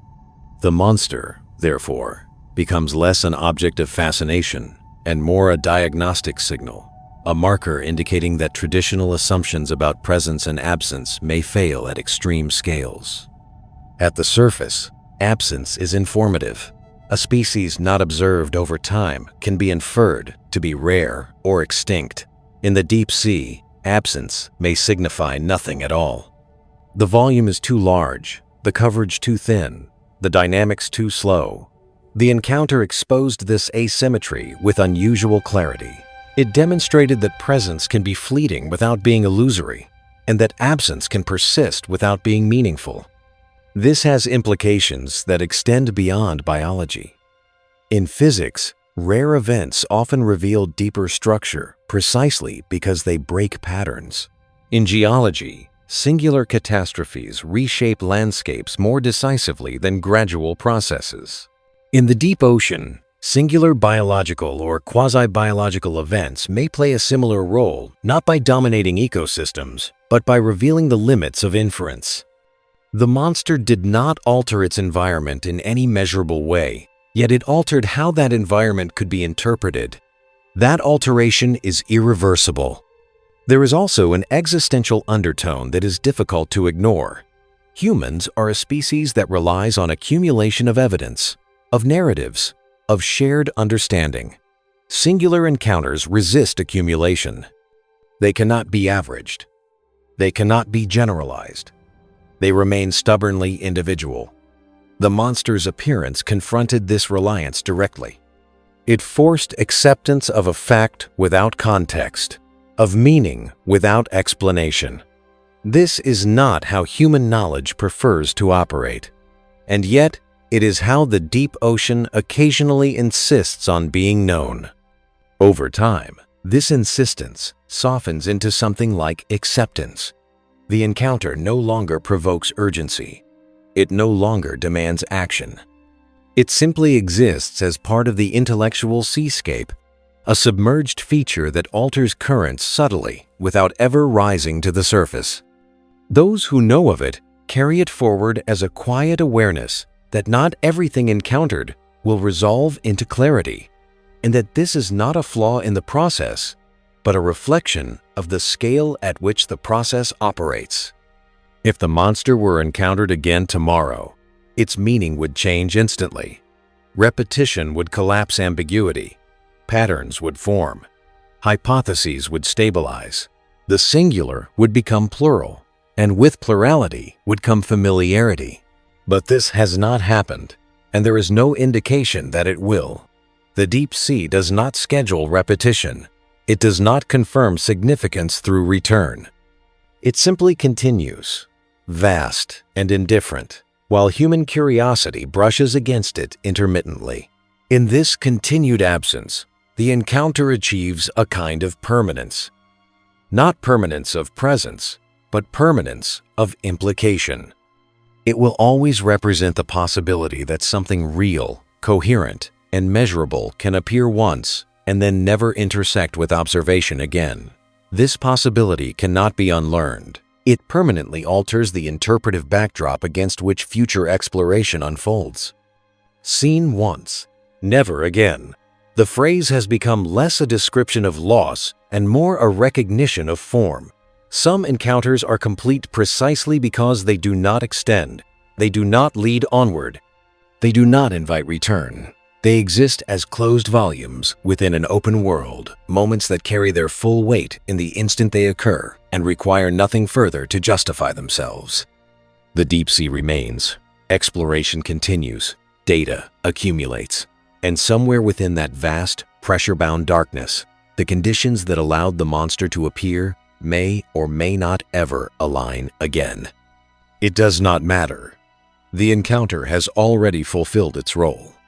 It has reminded us that the unknown is not merely what has not yet been found, but also what can be found only once, and that this, too, is a fundamental property of the world. As the encounter receded further into the past, its most durable consequence emerged not in discovery, but in restraint, the gradual recognition that some domains of the natural world are not merely underexplored, but structurally resistant to exhaustive knowledge. The deep ocean exemplifies this resistance. It is not simply vast. It is configured in ways that frustrate accumulation. Observation there is episodic. Presence is temporary. Instrumentation is intrusive by necessity and limited by endurance. Against this backdrop, the monster's appearance no longer reads as an interruption of normalcy, but as an expression of it. Singular events are not anomalies in such a system. They are expected outcomes. This realization reframes the meaning of completeness. Completeness, in surface sciences, often implies coverage, enough samples, enough repetitions, enough confirmations to stabilize a claim. In the abyss, completeness may mean something else entirely. It may mean that an observation is finished at the moment it occurs, that it contains all the information it will ever yield, and that no further pursuit can add to it without altering its nature. The encounter reached that state immediately. From the moment the creature withdrew, the event was complete, sealed against extension. There is a tendency to interpret such closure as loss, but this may be a misreading. Loss implies deprivation of something owed. The deep sea does not owe repetition. It does not owe accessibility. It offers conditions, not guarantees. The monster was not taken away. It was never promised. It appeared within a narrow corridor of circumstance and then departed that corridor, leaving nothing missing, only finished. In the long view, this challenges the narrative of exploration as conquest. Conquest implies territory that can be claimed, mapped, and controlled. The abyss resists this framing. It allows entry, but not occupation. It permits observation, but not continuity. It offers moments, not possession. The monster embodied this resistance. It was encountered, not captured. Observed, not integrated. Recorded, not resolved. In doing so, it quietly dismantled the expectation that every frontier yields to persistence. What is left, then, is a different ethic of exploration, one grounded not in extraction of certainty, but in acceptance of encounter. This ethic recognizes that the value of observation does not depend on repetition, and that meaning can reside in singularity. It accepts that some data points are terminal, not because they are flawed, but because they belong to systems that do not accommodate return.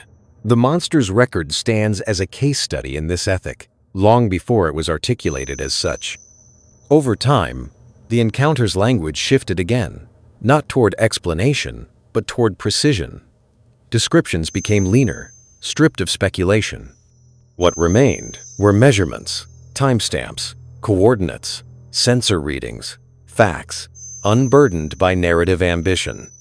This paring down did not diminish the encounter's significance. It sharpened it.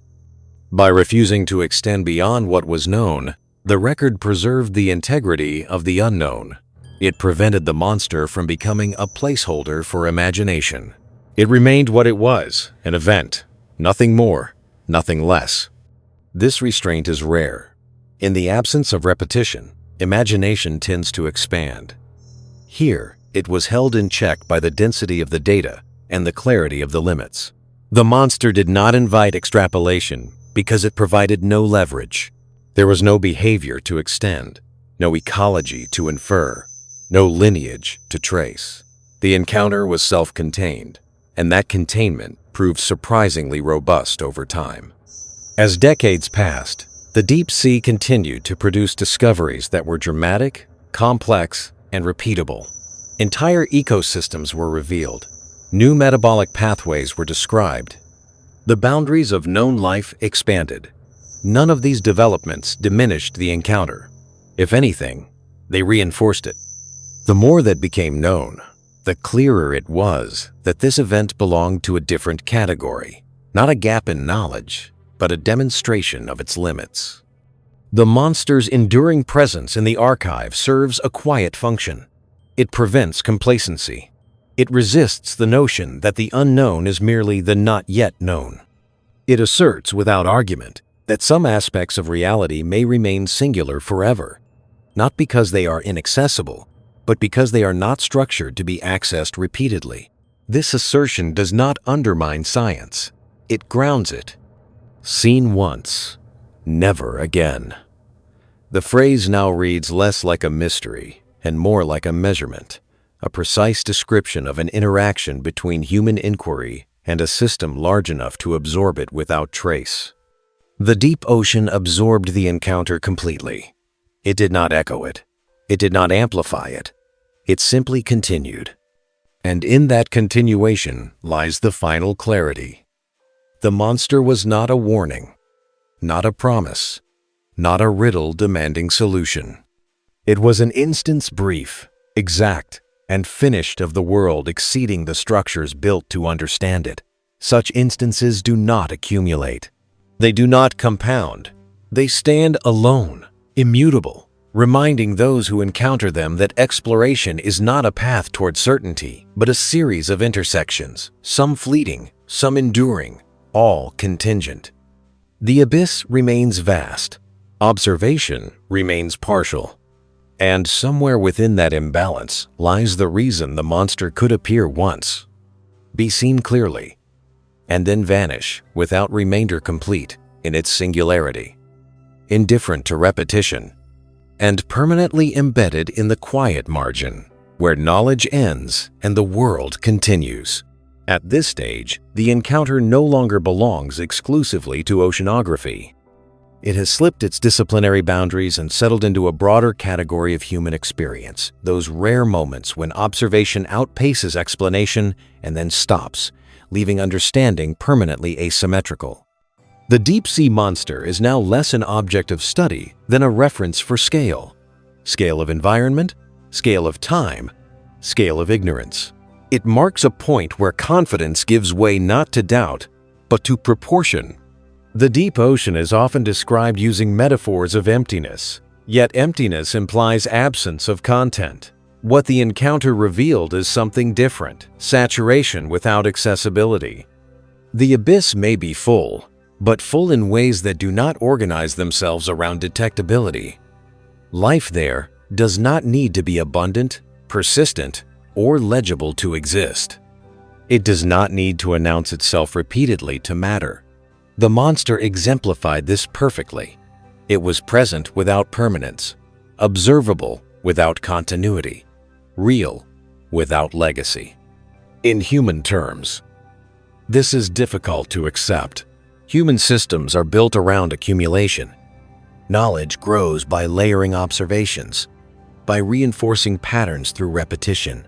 Singular data points are uncomfortable because they resist integration. They remain exposed, unsupported by neighbors. The deep-sea encounter never acquired neighbors. No similar sightings clustered around it. No corroborating signals accumulated nearby. It remained alone, not because it was isolated in reality, but because human observation could not stay aligned with whatever produced it. This isolation has an important consequence. It prevents reduction. The monster cannot be simplified into a type, a category, or a lesson with clear boundaries. Any attempt to do so strips away what makes the encounter significant. It was not significant because it suggested a hidden ecosystem, a new branch of life, or a threat lurking in the depths. It was significant because it demonstrated that something coherent can exist entirely outside the rhythm of human attention and still be briefly encountered. That brief encounter was enough. The temptation to imagine continuation persists, but it is increasingly recognized as projection. The record does not imply that the creature migrated, reproduced, or interacted with anything else. It does not imply that it belonged to a population or a cycle that can be reconstructed. Those implications arise from habit, not from evidence. The encounter itself is neutral. It neither promises return nor suggests disappearance. It simply exists as a completed interaction. In this neutrality lies its strength. The monster does not demand belief. It does not invite fear. It does not encourage speculation beyond what the data allow. It stands as a fact that is uninterested in interpretation. This indifference is perhaps its most alien quality. Most discoveries provoke reaction. This one absorbs it. Debate circles around it, but it remains unchanged. Time passes. Theories evolve. Technologies advance.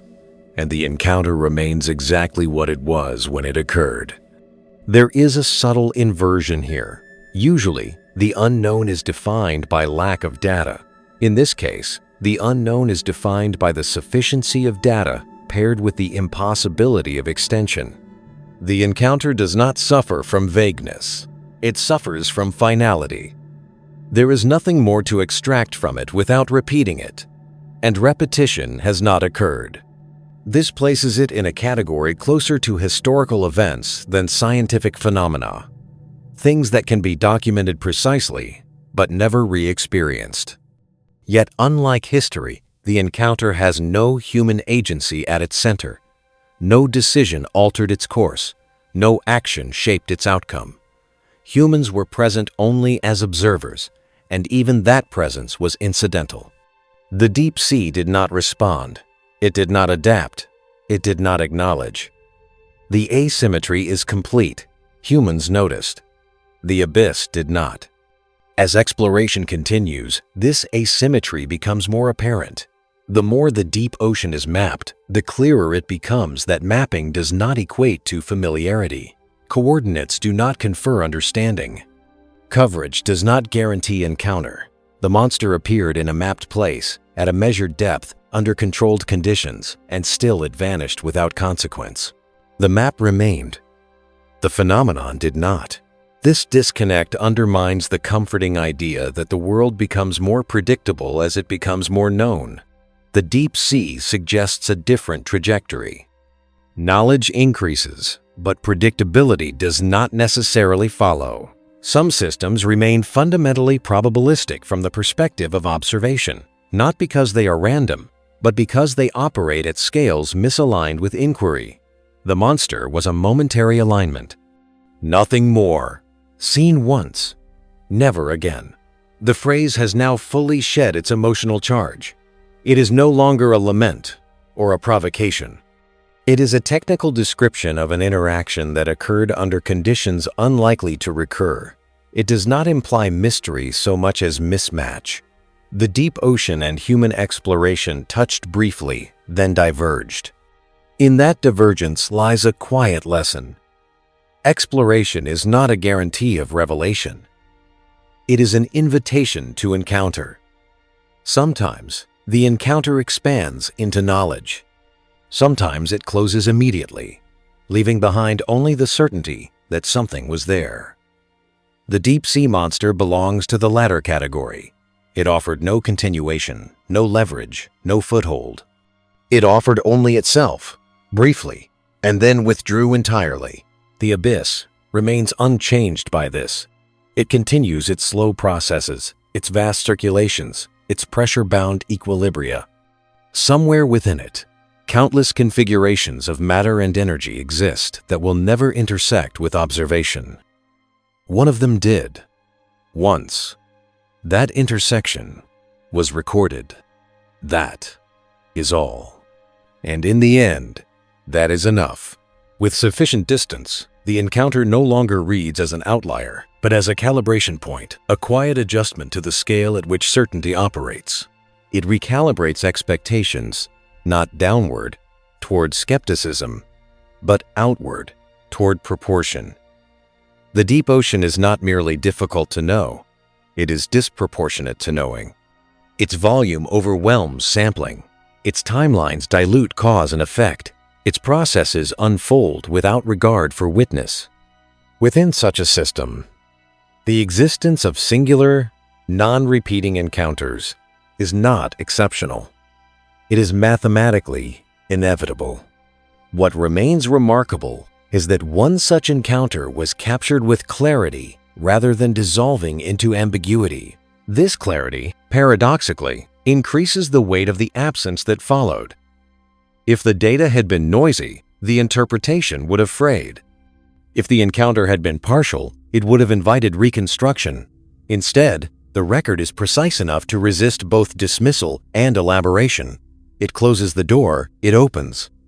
That closure is what forces the mind into a different posture, not toward solution, but toward accommodation. The event cannot be assimilated into existing models without distorting them. The models must instead make room for it as an exception that proves no rule. Accommodation is a difficult discipline. It requires the acceptance that some observations will remain terminal not because inquiry failed, but because inquiry reached the limit of its overlap with the phenomenon. The monster exemplifies terminal observation. The moment observation ceased, the phenomenon exited the shared space. There was no residual signal to chase, no gradient to follow, no pattern to extrapolate. The encounter did not taper. It ended. In the language of systems theory, the coupling collapsed entirely. This collapse highlights a rarely acknowledged feature of exploration. Coupling is contingent. Instruments couple to phenomena only when their sensitivities, ranges, and assumptions align. When they do not, entire classes of reality pass through unregistered. The deep sea is full of decoupled processes, slow diffusions, subtle reorganizations, sparse coherences that rarely intersect with sensors tuned for motion, contrast, and change. The monster may have been decoupled by default, briefly coupling only when conditions aligned precisely enough to render it visible. That alignment lasted less than 2 minutes. Then the system returned to its baseline of mutual indifference. There is a tendency to interpret such indifference as a challenge to overcome. Better sensors, longer missions, broader coverage, these are the standard responses. Yet the encounter suggests that improvement alone may not close every gap. Some gaps are structural. They arise not from lack of resolution, but from mismatch of scale. A phenomenon that manifests once per century does not become more observable because cameras are sharper. A system that reorganizes without producing contrast does not announce itself more loudly because microphones are more sensitive. The monster does not recede in the face of progress. It sits orthogonally to it. This orthogonality is what gives the encounter its enduring relevance. It is not a call to abandon exploration, but to refine its self-understanding. Exploration often proceeds as though persistence guarantees convergence. The deep sea offers a counterexample. Persistence increases coverage, but coverage does not guarantee intersection. The monster was not found at the edge of effort. It was found by coincidence within effort. That distinction matters. It suggests that discovery is not solely a function of work, but of alignment. Alignment is fragile. It depends on timing, positioning, sensitivity, and context. Change any one parameter, and the intersection vanishes. The encounter's singularity may therefore reflect not the rarity of the phenomenon, but the rarity of alignment. The deep ocean may host countless configurations that never intersect with observation simply because the parameters never line up. From this perspective, the monster is not lonely. It is representative. Representative of what, precisely, remains difficult to articulate without reverting to metaphor. It represents the existence of realities that do not seek audience. It represents systems that are complete without recognition. It represents the possibility that knowledge can be accurate and still insufficient, precise and still final. These representations are uncomfortable because they resist instrumentalization. They cannot be turned into methods or outcomes. They simply stand. Over time, the encounter has acquired a peculiar durability, precisely because it offers no leverage. It cannot be used to argue for funding priorities, technological approaches, or theoretical frameworks without overreach. It does not point forward. It points outward, toward the margins where inquiry thins. This makes it easy to set aside and impossible to refute. It persists quietly, immune to cycles of attention. The deep sea, meanwhile, continues its work. Pressure remains constant. Currents circulate slowly. Chemical equilibria adjust over decades. Life persists in forms both familiar and alien. Most of it will never be seen. Some of it will be seen repeatedly, cataloged, understood, and occasionally rarely. Briefly, something will intersect with observation in a way that refuses continuation. When that happens, the appropriate response may not be pursuit, but recognition. Seen once, never again. The phrase now functions less as a description of an event and more as a category of encounter. It names a class of interactions defined by their singularity, their completeness, and their resistance to extension. The deep-sea monster belongs to this class. It does not ask to be explained. It does not demand return. It has already delivered its full content. The world is larger than the sum of what can be revisited. The abyss reminds us of this with unusual clarity. It allows entry, offers moments, and then resumes its vast, pressure-bound continuity. The monster was one such moment, finite, exact, and finished embedded permanently in the record, not as a puzzle to be solved, but as a measure of how far observation can go before it stops intersecting with what is there. Beyond that point, the ocean continues alone. When the encounter is allowed to stand without the pressure of resolution, a different structure becomes visible beneath it. A structure not of mystery, but of scale. The deep ocean is not merely large. It is asymmetrically large relative to human systems of observation. This asymmetry is not solved by iteration. It is not negotiated by persistence. It defines the relationship outright. The monster's appearance exposed this definition with unusual clarity, because it arrived already complete, already formed, already indifferent to the frameworks waiting to receive it. There was nothing provisional about it. It did not feel unfinished. It did not invite follow-up. It simply intersected, then disengaged. In most domains of inquiry, disengagement signals failure. Here, it signals boundary. The abyss does not gradually taper into the known. It presents sharp edges where coherence gives way to opacity, not because coherence ends, but because it no longer overlaps with detection. The monster marked one of those edges. It was not a missing piece of a larger picture. It was the picture briefly touching the frame and then receding beyond it. The fact that it did so cleanly, without distortion, without ambiguity, only reinforces the finality of the gesture. There is a temptation to treat such encounters as warnings. But warnings imply intent. The deep sea does not instruct. It does not caution. It does not communicate. It simply exists according to constraints that are indifferent to interpretation. The monster was not a signal sent upward from the depths. It was not a message. It was a consequence of alignment, of pressure, chemistry, time, and position coinciding momentarily with an instrument designed for a different purpose. To ascribe more than that is to impose narrative where none is required. This insistence on restraint is difficult to maintain because the encounter sits uncomfortably between categories. It is too concrete to dismiss and too isolated to absorb. It is not myth, not error, not discovery in the conventional sense. It occupies a narrow band where evidence exists without trajectory.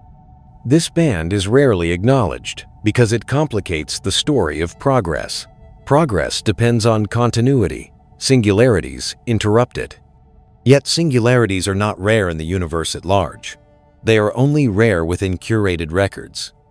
Comets appear once and are never seen again.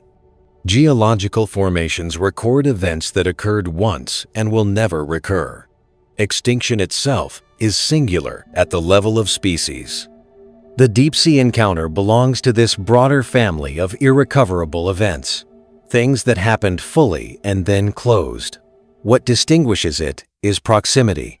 It occurred here, within reach, under observation. That proximity makes its finality harder to accept. As time continues to pass, the encounter becomes less something to be explained and more something to be situated. It sits alongside other limits, speed of light, uncertainty, irreversibility, not as a law, but as an example. It shows what happens when inquiry meets a system that does not repeat on human terms. It shows that observation can succeed without leading anywhere. It shows that knowledge can increase without becoming cumulative. This reframing does not diminish the value of exploration. On the contrary, it clarifies it. Exploration is not justified by outcomes alone. It is justified by contact. Sometimes contact yields maps, models, and mechanisms. Sometimes it yields only confirmation that contact occurred. The monster delivered that confirmation with rare precision. It proved that something coherent existed where nothing was expected to intersect, and that this coherence did not depend on being observed. The encounter also subtly dismantles the idea that the unknown is merely a reservoir waiting to be drained. The deep sea is not a backlog of undiscovered facts. It is an active system whose modes of existence may not align with extraction. Some realities cannot be harvested into datasets without losing what makes them real. The monster resisted harvesting by vanishing without residue. It left behind data, yes, but not continuity. It refused to be turned into a sequence. This refusal is not antagonistic. It is structural. It arises from the fact that the abyss operates under constraints that privilege endurance over interaction. Pressure suppresses volatility. Cold slows reaction. Scarcity favors minimal expression. In such an environment, persistence does not require visibility, and interaction does not require repetition. The monster fit this logic perfectly.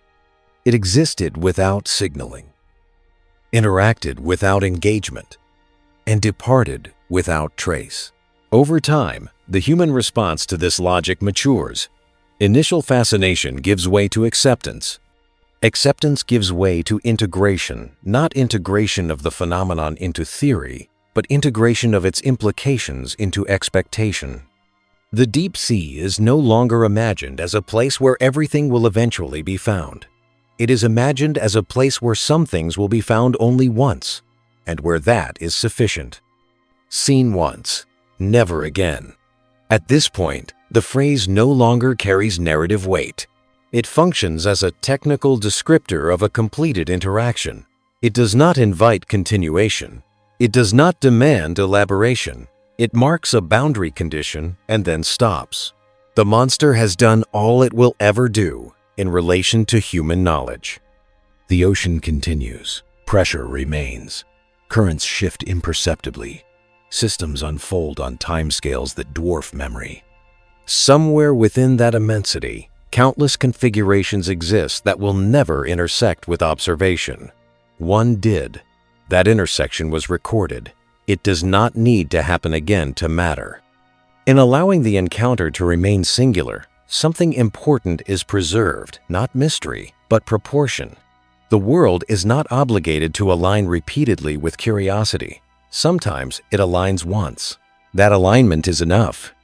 At the furthest edge of reflection, the encounter resolves into something almost austere, a demonstration stripped of spectacle, emotion, and narrative excess. What remains is a single interaction between a vast system and a brief act of observation, neither altered by the other in any lasting way. This austerity is misleading. It appears empty only because it refuses to accommodate projection. In reality, it is dense with implication, compressed by scale rather than by meaning. The deep-sea monster was not dramatic because it was strange. It was dramatic because it was sufficient. Nothing more was required for it to assert its place in the record. Sufficiency is rarely acknowledged as an endpoint. Human inquiry is conditioned to extend, to elaborate, to return. The encounter denied all three. It offered no extension beyond itself, no elaboration beyond the data captured, no return path that could be meaningfully followed. This denial was not abrupt. It was seamless. One moment, the phenomenon intersected with instruments. The next moment, it did not. There was no transitional ambiguity, no gradual fading that might suggest pursuit. The cut was clean. In systems terms, the interaction terminated without residue. Such clean termination is uncommon in natural observation. Most phenomena leave gradients, disturbances that propagate outward, traces that can be followed backward or forward in time. The monster left none that could be reliably distinguished from background variation. This absence is not evidence of non-existence. It is evidence of integration. Whatever appeared was already in equilibrium with its environment. Its presence did not disrupt. Its departure did not restore. The system before and after was indistinguishable. The encounter was not an intrusion. It was a momentary overlap. Overlap is the correct term here, because it implies reciprocity without implication. Two systems occupy the same space briefly, exchange no information beyond detection, and then separate, unchanged. Human exploration often assumes that overlap leads to influence, sampling, disturbance, alteration. The monster demonstrates that overlap can be observational only. The abyss did not respond. It did not adapt. It did not register the interaction in any way that could be measured later. The encounter existed entirely within the human archive, not within the ocean's memory. This asymmetry challenges a deeply held assumption that observation is inherently invasive. At the surface, it often is. In the abyss, scale overwhelms intrusion. A remotely operated vehicle, for all its complexity, is negligible compared to the volume, pressure, and inertia of the deep ocean. The monster's indifference to the ROV is not surprising in this context. What is surprising is that the intersection occurred at all, that a phenomenon so integrated into its environment could cross into detectability even briefly, suggests that detectability itself may be an emergent, transient property rather than a stable attribute. If detectability is transient, then the absence of further sightings loses its urgency.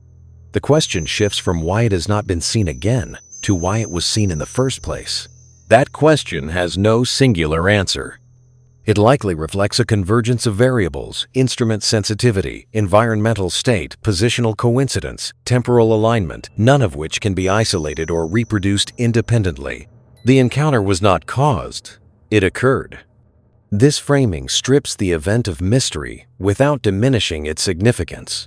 Mystery implies a hidden mechanism awaiting revelation.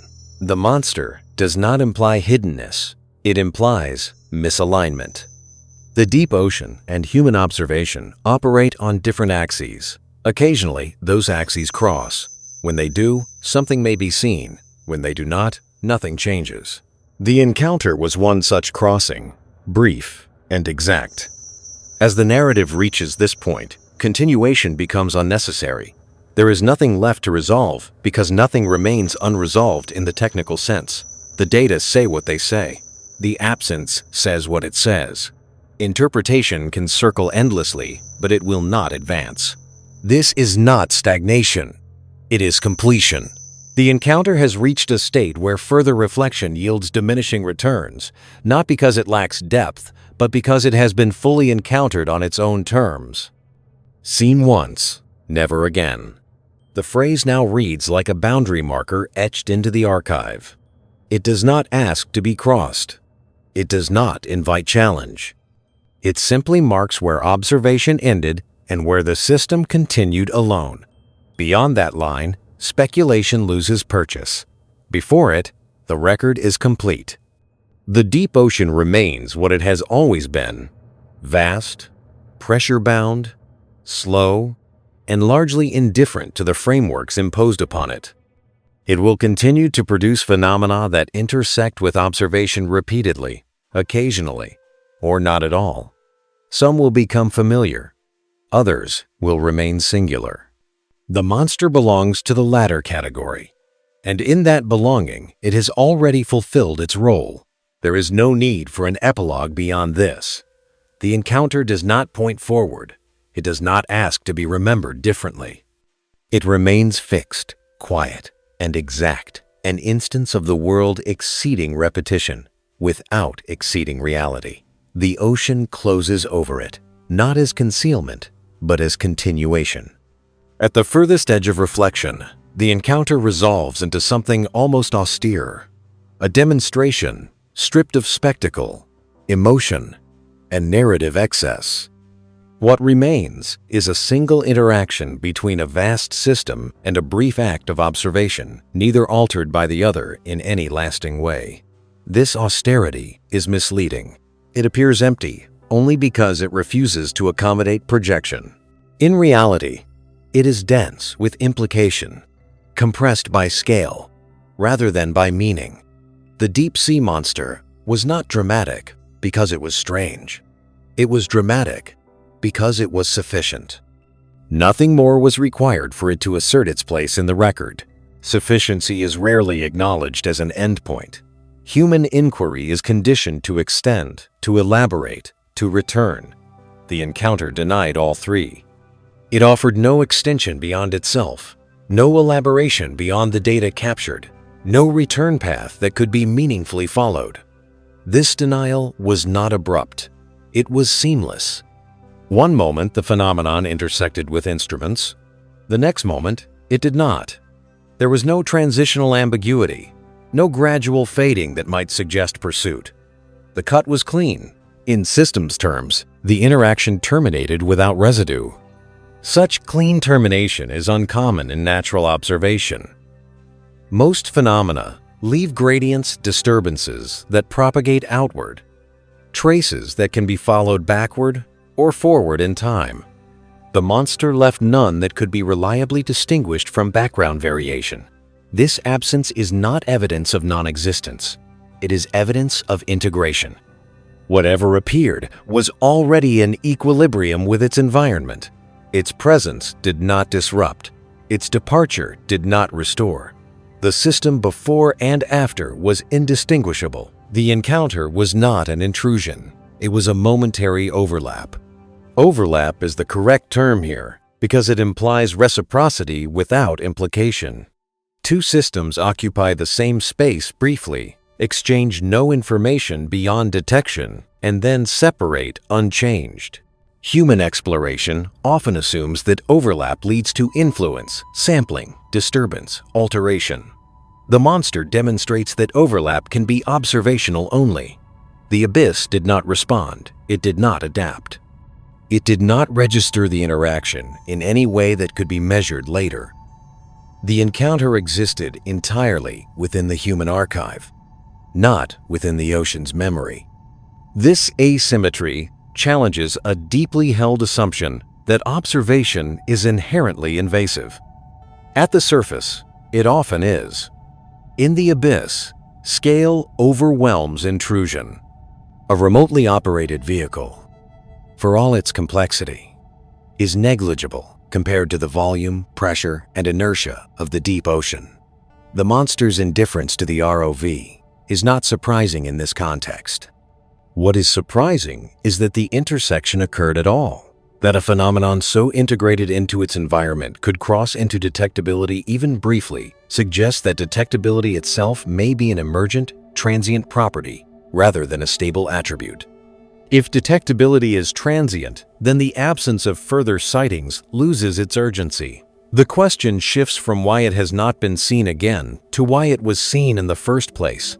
That question has no singular answer. It likely reflects a convergence of variables: instrument sensitivity, environmental state, positional coincidence, temporal alignment, none of which can be isolated or reproduced independently. The encounter was not caused, it occurred. This framing strips the event of mystery without diminishing its significance. Mystery implies a hidden mechanism awaiting revelation. The monster does not imply hiddenness. It implies misalignment. The deep ocean and human observation operate on different axes. Occasionally, those axes cross. When they do, something may be seen. When they do not, nothing changes. The encounter was one such crossing, brief and exact. As the narrative reaches this point, continuation becomes unnecessary. There is nothing left to resolve, because nothing remains unresolved in the technical sense. The data say what they say. The absence says what it says. Interpretation can circle endlessly, but it will not advance. This is not stagnation. It is completion. The encounter has reached a state where further reflection yields diminishing returns, not because it lacks depth, but because it has been fully encountered on its own terms. Seen once, never again. The phrase now reads like a boundary marker etched into the archive. It does not ask to be crossed. It does not invite challenge. It simply marks where observation ended and where the system continued alone. Beyond that line, speculation loses purchase. Before it, the record is complete. The deep ocean remains what it has always been: vast, pressure-bound, slow, and largely indifferent to the frameworks imposed upon it. It will continue to produce phenomena that intersect with observation repeatedly, occasionally, or not at all. Some will become familiar. Others will remain singular. The monster belongs to the latter category, and in that belonging, it has already fulfilled its role. There is no need for an epilogue beyond this. The encounter does not point forward. It does not ask to be remembered differently. It remains fixed, quiet, and exact, an instance of the world exceeding repetition without exceeding reality. The ocean closes over it, not as concealment, but as continuation. Daisha, Part XIX. Beyond this point, continuation takes on a different character, not as progression, but as deepening. The encounter no longer expands outward into new implications. Instead, it sinks inward, compacting into a core understanding about how certain realities relate to observation. The deep-sea monster ceases to be a subject and becomes a condition. It defines a class of events that do not accumulate significance through repetition, but through finality. Their meaning is not built over time. It is delivered all at once, complete and indivisible. Human cognition struggles with this structure. Most meaning is iterative. We learn by revisiting, by refining, by correcting. Singular events resist this process. They allow no correction, no refinement, no second pass. They demand immediate acceptance of incompleteness. The monster enforced this demand without ambiguity. It did not offer partial data that could be supplemented later. It offered sufficient data that could not be extended. This is a far rarer and more difficult form of limitation. In the deep ocean, such limitations are not exceptional. They are merely obscured by the expectation of continuity imported from surface science. At depth, processes do not advertise themselves. They do not signal readiness for observation. They unfold according to constraints that privilege stability over interaction. Pressure suppresses expansion. Cold dampens reaction. Scarcity discourages excess. Within this regime, visibility is accidental. Encounter is incidental. The monster's appearance was not an invitation. It was an accident of alignment. This accidental quality is often misread as improbability. In reality, it is inevitability distributed across immense scale. Given enough volume, enough time, enough configurations, some intersections will occur exactly once. They will be neither representative nor repeatable. They will simply be intersections. The deep ocean guarantees such events statistically, even as it denies them narratively. The monster was one such statistical certainty realized in a human context. Once this is understood, the encounter no longer feels anomalous. It feels proportional. It fits the environment that produced it. The abyss is not a place of repeated encounters. It is a place of enduring processes and rare overlaps. Most of what exists there will never intersect with observation. Some things will intersect repeatedly and become familiar. A very small number will intersect once and never again. The monster belongs to that smallest category. What makes this category difficult is that it does not support hierarchy. Singular events cannot be ranked by importance using conventional criteria. They do not scale with impact. The monster did not alter ecosystems, did not reshape geology, did not introduce new energy pathways. Its importance arises entirely from the fact that it was observed and then removed from further observation. Its impact is epistemic rather than physical. It changed how limits are perceived. Over time, this change diffuses quietly into practice. It tempers confidence. It complicates expectations. It introduces a margin of acceptance for terminal data. Researchers become more cautious in assuming that absence implies error, or that persistence implies accessibility. The monster does not dominate these shifts. It underwrites them. It sits beneath them as a reference point that rarely needs to be invoked explicitly because its lesson has already been absorbed. This absorption marks the final stage of the encounter's integration. It no longer demands attention. It no longer provokes debate. It no longer feels unresolved. It simply exists as part of the background structure against which deep-sea exploration proceeds. Its singularity has been normalized, not by explanation, but by acceptance. Seen once, never again. At this point, the phrase no longer describes an event. It describes a relationship between observer and system, between curiosity and scale, between presence and detectability. It names the condition under which some truths appear fully formed and then withdraw permanently, leaving behind neither promise nor deficit. The deep ocean continues to host countless such truths. Most will never intersect with observation. A few will. When they do, they will not announce themselves as special. They will simply appear, exist briefly within reach, and then vanish without accommodation. The monster did exactly this. It required no interpretation to justify its reality. It required no continuation to validate its significance. The record remains sufficient. The absence remains complete. Nothing is missing. Nothing is owed. The abyss continues, unmarked and unchanged, carrying forward processes that neither require nor acknowledge witness. Human exploration continues as well, advancing unevenly, intersecting occasionally, withdrawing always. Between these two continuities lies the narrow space where the encounter occurred, a space that does not widen with time, but does not collapse either. It remains exactly as it was, a finished interaction, a closed volume of observation, a moment when something vast crossed briefly into view and then returned to operating beyond repetition. That is all it ever needed to be. At the extreme end of reflection, The encounter no longer functions, even as a lesson. It becomes a constraint, an immovable feature of the conceptual terrain that must be navigated rather than interpreted. The deep-sea monster is not something that points toward understanding. It delineates where understanding changes character. Beyond it, explanation gives way to coexistence with uncertainty, not as an interim state, but as a stable condition. This is difficult to accept precisely because it does not resolve. It settles.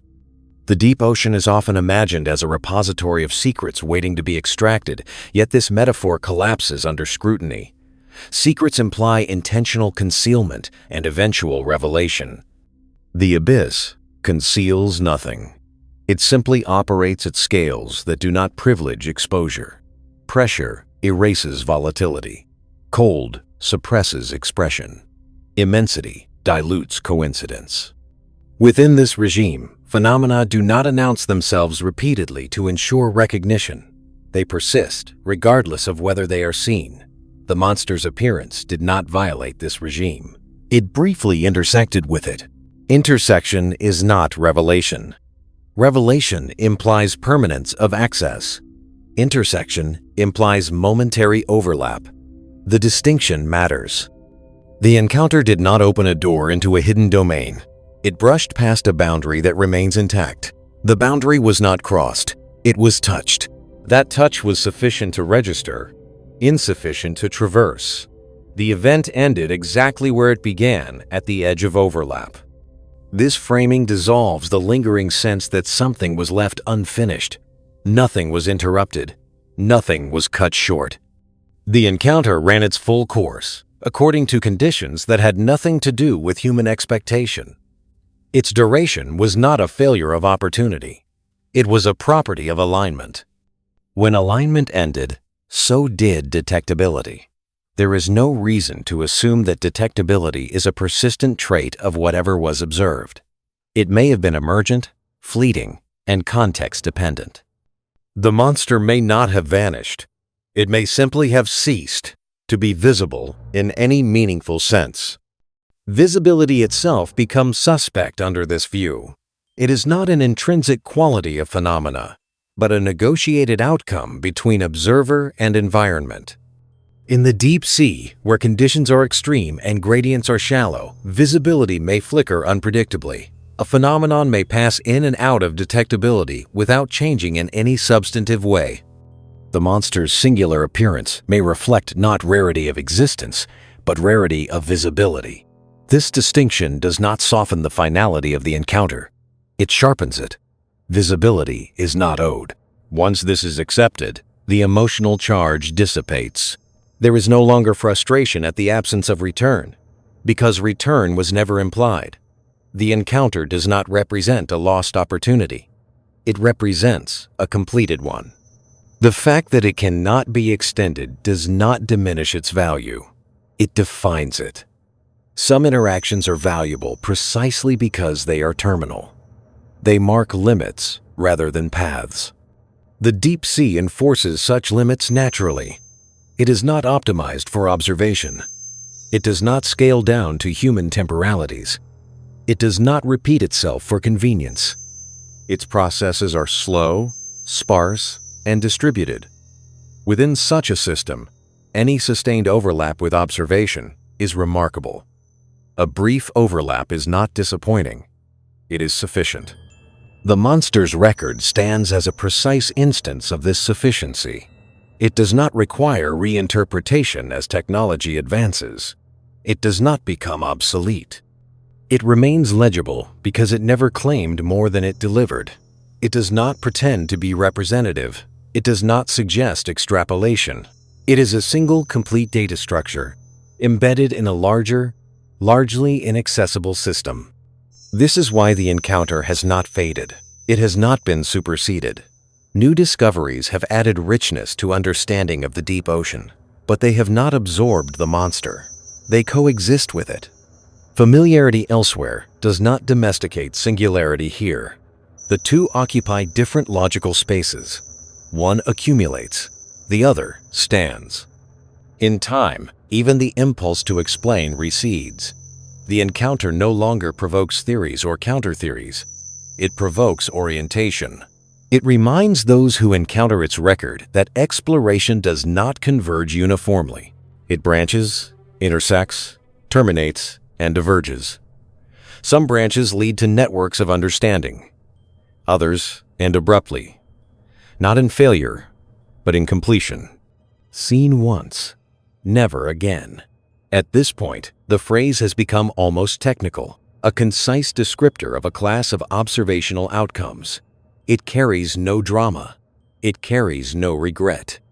It names a boundary condition where inquiry meets scale and stops, not because it is blocked, but because there is nowhere further to go without leaving the domain of evidence. The deep ocean remains open, but not open-ended. It allows access without promising return.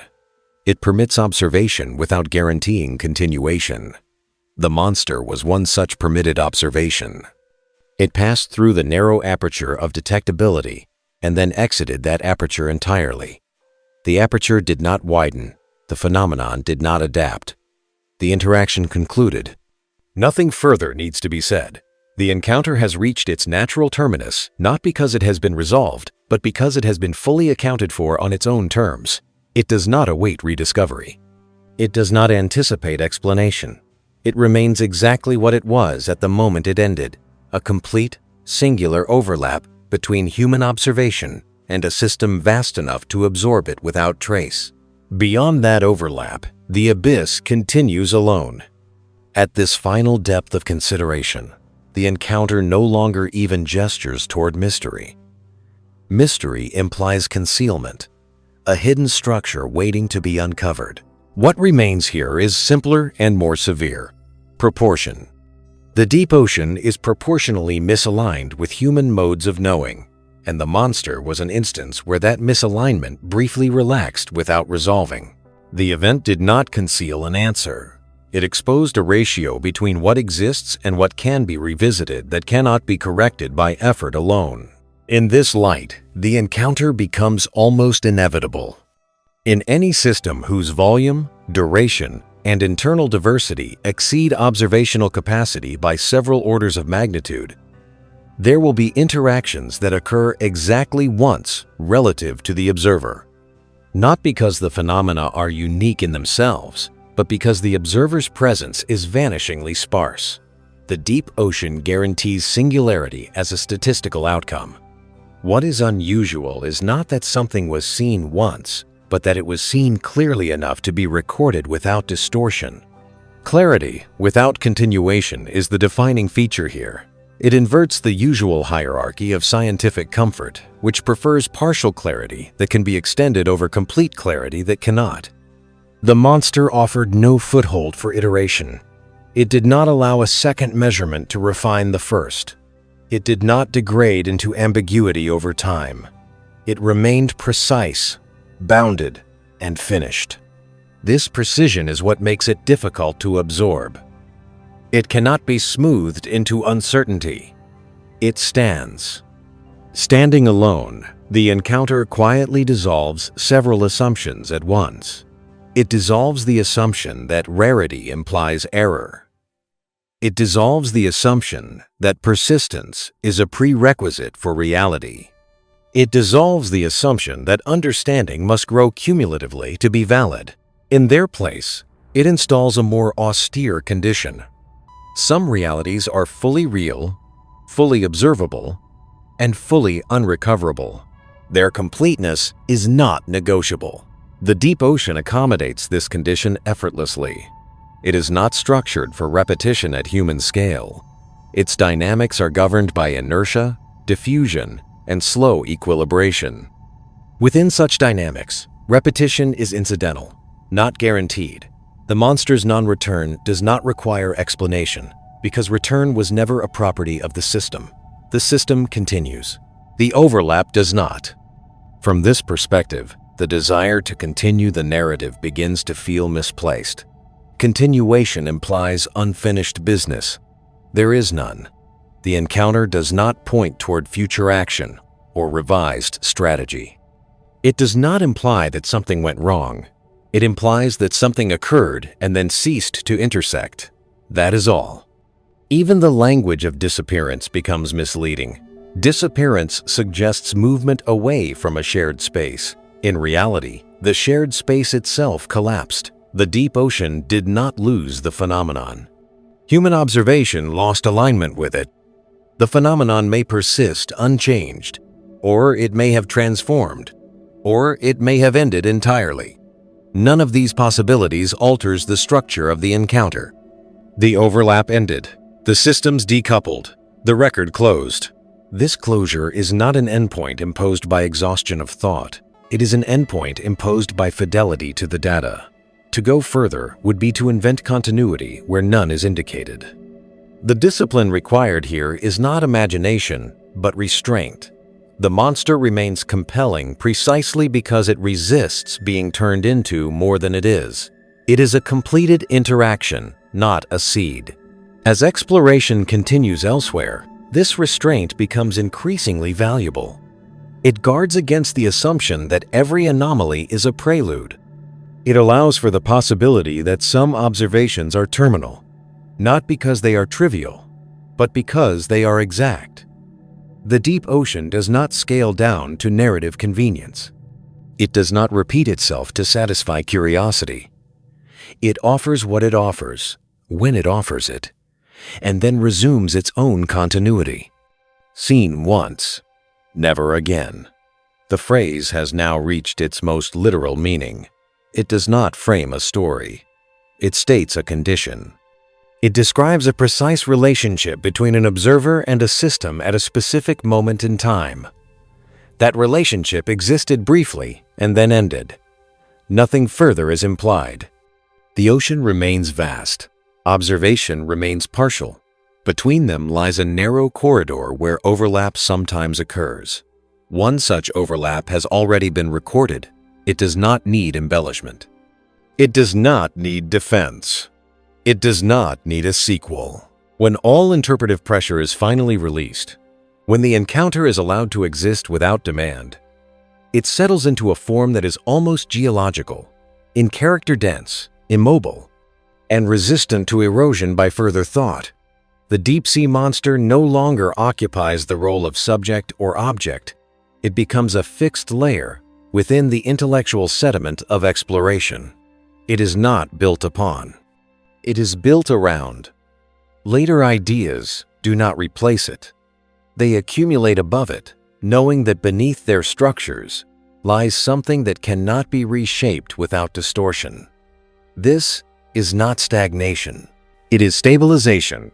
Stabilization is rare in discussions of the unknown. The unknown is usually framed as provisional, a temporary state awaiting resolution. The encounter dismantles that framing entirely. It demonstrates that the unknown can be final, not because it is inaccessible, but because it has already been accessed to its full extent. The data are complete. The observation is finished. The absence that followed is not a gap. It is a boundary. To push beyond it is not to learn more, but to leave the domain of evidence altogether. This is the point at which the encounter becomes difficult to distinguish from a law not a law of nature, but a law of relationship. It defines how certain environments interact with inquiry. In environments where scale overwhelms presence and duration overwhelms attention, observation does not accumulate smoothly. It occurs in discontinuous bursts, separated by vast intervals of non-intersection. The deep sea exemplifies this regime perfectly. The monster was not an exception to its rules. It was a direct consequence of them. The regime itself is indifferent to recognition. It does not amplify rare events to ensure they are noticed. It does not repeat them for confirmation. It does not preserve traces for convenience. Processes unfold according to internal constraints that neither anticipate nor accommodate observation. When observation happens, it is incidental. When it ends, nothing in the system changes.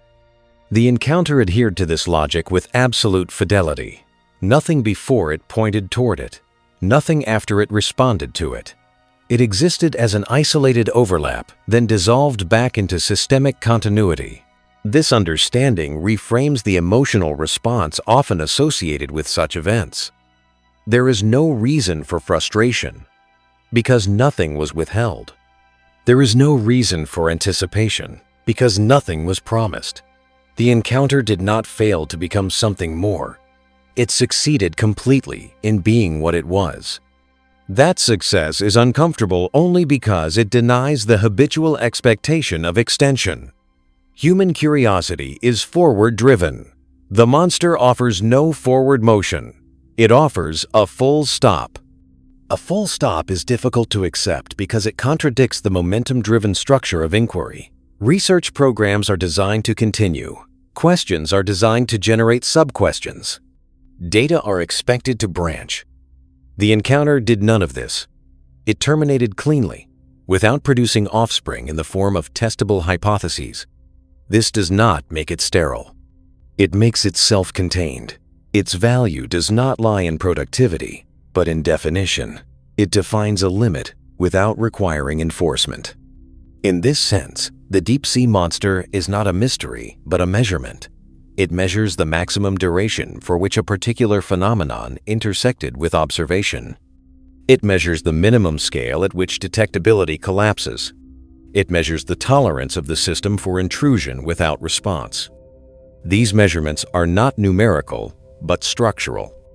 They cannot be plotted, but they can be recognized. Once recognized, they cannot be undone.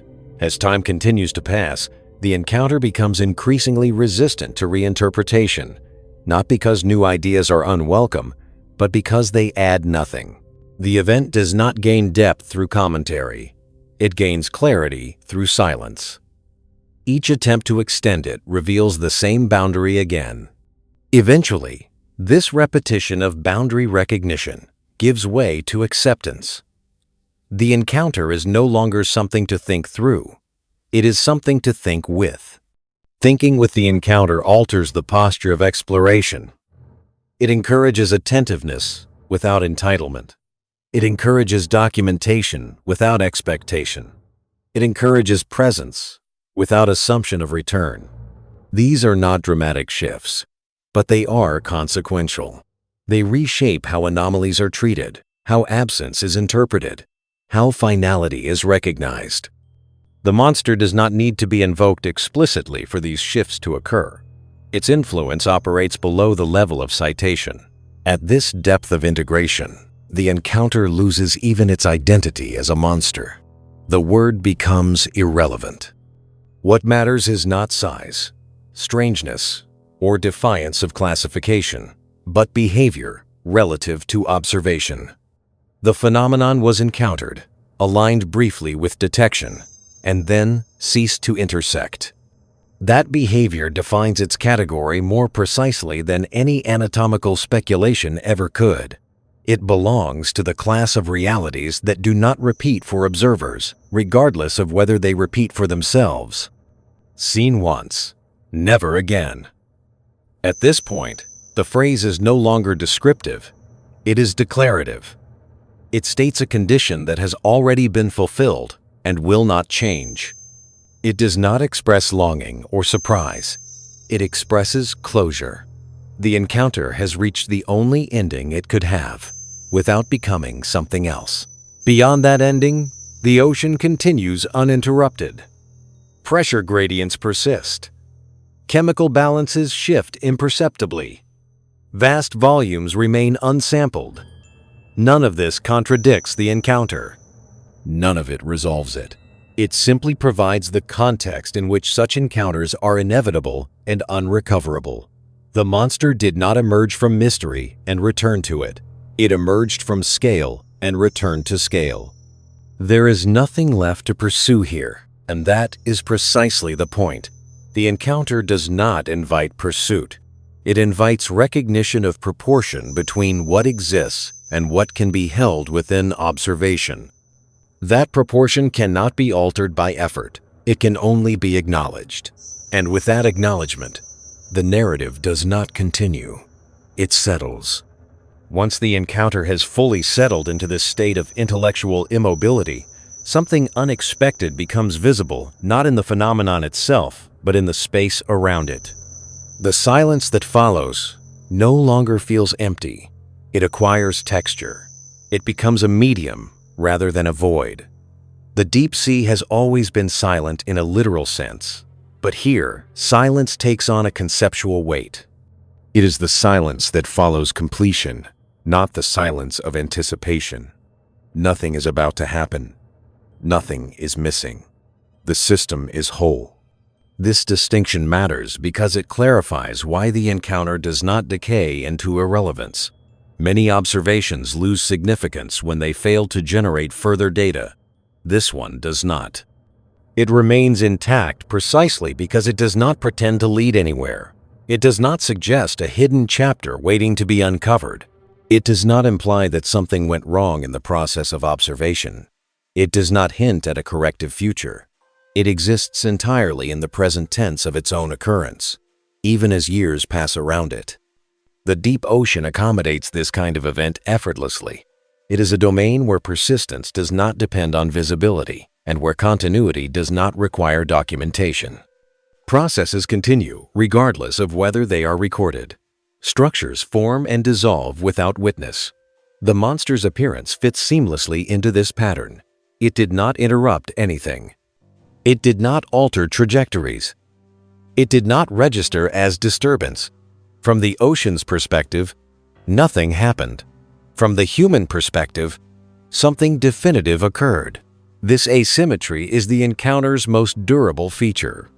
As the record continues to age, the encounter becomes increasingly resistant to appropriation.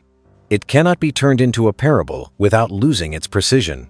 It cannot be turned into evidence for speculative frameworks without overextension. It cannot be sensationalized without distortion. Each attempt to repurpose it collapses back into the same minimal description. An observation occurred, was recorded, and did not repeat. The simplicity is unyielding. This unyielding quality forces a reevaluation of what it means for an observation to matter. In many fields, importance is tied to influence how much an observation changes theory, practice, or prediction. The monster's influence is quieter and more diffuse. It does not change equations. It does not invalidate models. It changes posture. It introduces a margin of restraint where certainty might otherwise expand unchecked. It reminds observers that the absence of continuation is not a flaw to be corrected, but a condition to be respected. Over time, this restraint becomes internalized. It no longer needs reinforcement. Researchers encountering anomalies instinctively recognize when an observation has reached its natural terminus. They learn to distinguish between incompleteness and finality, between noise and closure. This discernment does not come from guidelines or protocols. It comes from exposure to cases like this one, cases where pushing further yields nothing but speculation. The monster teaches this lesson without instruction. The deep sea itself offers no commentary on this process. It does not respond to restraint or excess. It remains neutral. Its neutrality is not passive. It is structural. It arises from scale, inertia, and indifference to observation. The encounter did not alter these properties. It merely highlighted them. It showed, briefly and conclusively, that the abyss is not a backdrop awaiting illumination, but a system whose internal completeness does not depend on being seen. At this stage, even the desire to label the encounter as extraordinary begins to fade. Extraordinary implies deviation from a norm. The deep sea's norm is not accessibility. Its norm is distance, spatial, temporal, and conceptual. Singular overlaps are not deviations from that norm. They are expressions of it. The monster was not an anomaly within the abyss. It was an anomaly only within the expectation of repetition. This inversion resolves the last remaining tension. There is no longer a sense that something must be accounted for or justified. The encounter does not stand in opposition to understanding. It stands alongside it, marking a region where understanding changes form. Beyond that region, explanation gives way to acknowledgement. The monster occupies that boundary, cleanly and without remainder. Seen once, never again. The phrase now functions as a precise descriptor of an event class rather than a narrative hook. It identifies encounters that are complete upon observation and do not benefit from pursuit. It names a stopping point that is not imposed by ignorance, but by sufficiency. The deep-sea monster belongs unequivocally to this class. Nothing about the ocean has changed because of it. Currents continue to move heat and nutrients. Pressure continues to shape matter. Life continues in forms both known and unknown. Human exploration continues as well, expanding coverage, refining tools, accumulating data. Within that accumulation, the encounter remains exactly what it was, a fixed point that does not integrate, does not dissolve, and does not recur. Its endurance is not active. It does not persist through reinforcement. It persists through adequacy. It needs nothing added. It needs nothing removed. It occupies a minimal space in the record and an outsized space in implication. That imbalance is stable. It does not grow or shrink with time. At some point, the narrative truly ends, not because there is nothing left to say, but because saying more would only restate the same boundary in different language. The encounter has already done its work. It has demonstrated with rare clarity that the world contains interactions that are finished the moment they occur. Interactions that do not unfold. Interactions that do not return. The deep ocean is full of such possibilities. Most will never be seen. One was. That is sufficient. Beyond this point, continuation becomes an exercise, not in expansion, but in compression. The encounter has already occupied all the conceptual space it can without distortion, and what follows is not addition, but refinement through stillness. The deep-sea monster no longer demands interpretation. It enforces proportion. It reveals, by its very finality, how rarely human inquiry encounters phenomena that are neither incomplete nor excessive phenomena that arrive already finished, already whole, already indifferent to continuation. Such completeness is unsettling precisely because it leaves no work to be done. In most domains of science, work is the measure of value. Questions generate labor. Labor generates results. Results generate further questions. The encounter interrupts this cycle without breaking it. It simply steps outside it. There is no sequence to follow, no derivative to compute, no boundary condition to relax. The data do not point forward. They do not point backward. They occupy a single moment and refuse to be stretched across time. This refusal is not stubbornness, it is structure. The deep ocean supports this structure effortlessly. It is a domain where causality often operates at scales that dwarf observation, where effects diffuse slowly and origins are difficult to localize. In such an environment, discrete events do not always propagate. They can occur and then dissolve into equilibrium without leaving gradients behind. The monster's appearance fits this pattern exactly. It was not a disturbance. It was not a signal. It was a transient configuration that did not disrupt the larger system in any measurable way. This realization removes the last remaining pressure to anthropomorphize the event. There is no reason to imagine intent, awareness, or purpose behind the appearance. These concepts arise from human-centered narratives that assume interaction is meaningful to both parties. The encounter does not support this assumption, meaning accrued entirely on one side. The phenomenon itself neither invited nor resisted observation. It simply intersected.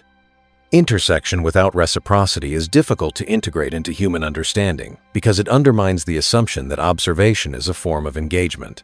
In the deep sea, observation can be incidental. The monster did not engage. It did not react in ways that altered its trajectory or behavior in response to being seen. The alignment with the ROV was sufficient to trigger interpretation, but interpretation does not imply participation. The abyss remained uninvolved. Once this is accepted, the encounter's emotional residue evaporates. There is no longer wonder in the sense of anticipation, nor frustration in the sense of loss. What remains is a sober recognition that some interactions are complete at the moment they occur, and that completion does not require repetition to be valid. This recognition is not dramatic. It is stabilizing. It anchors expectation to scale rather than desire. The deep sea continues to challenge the narrative that knowledge expands uniformly.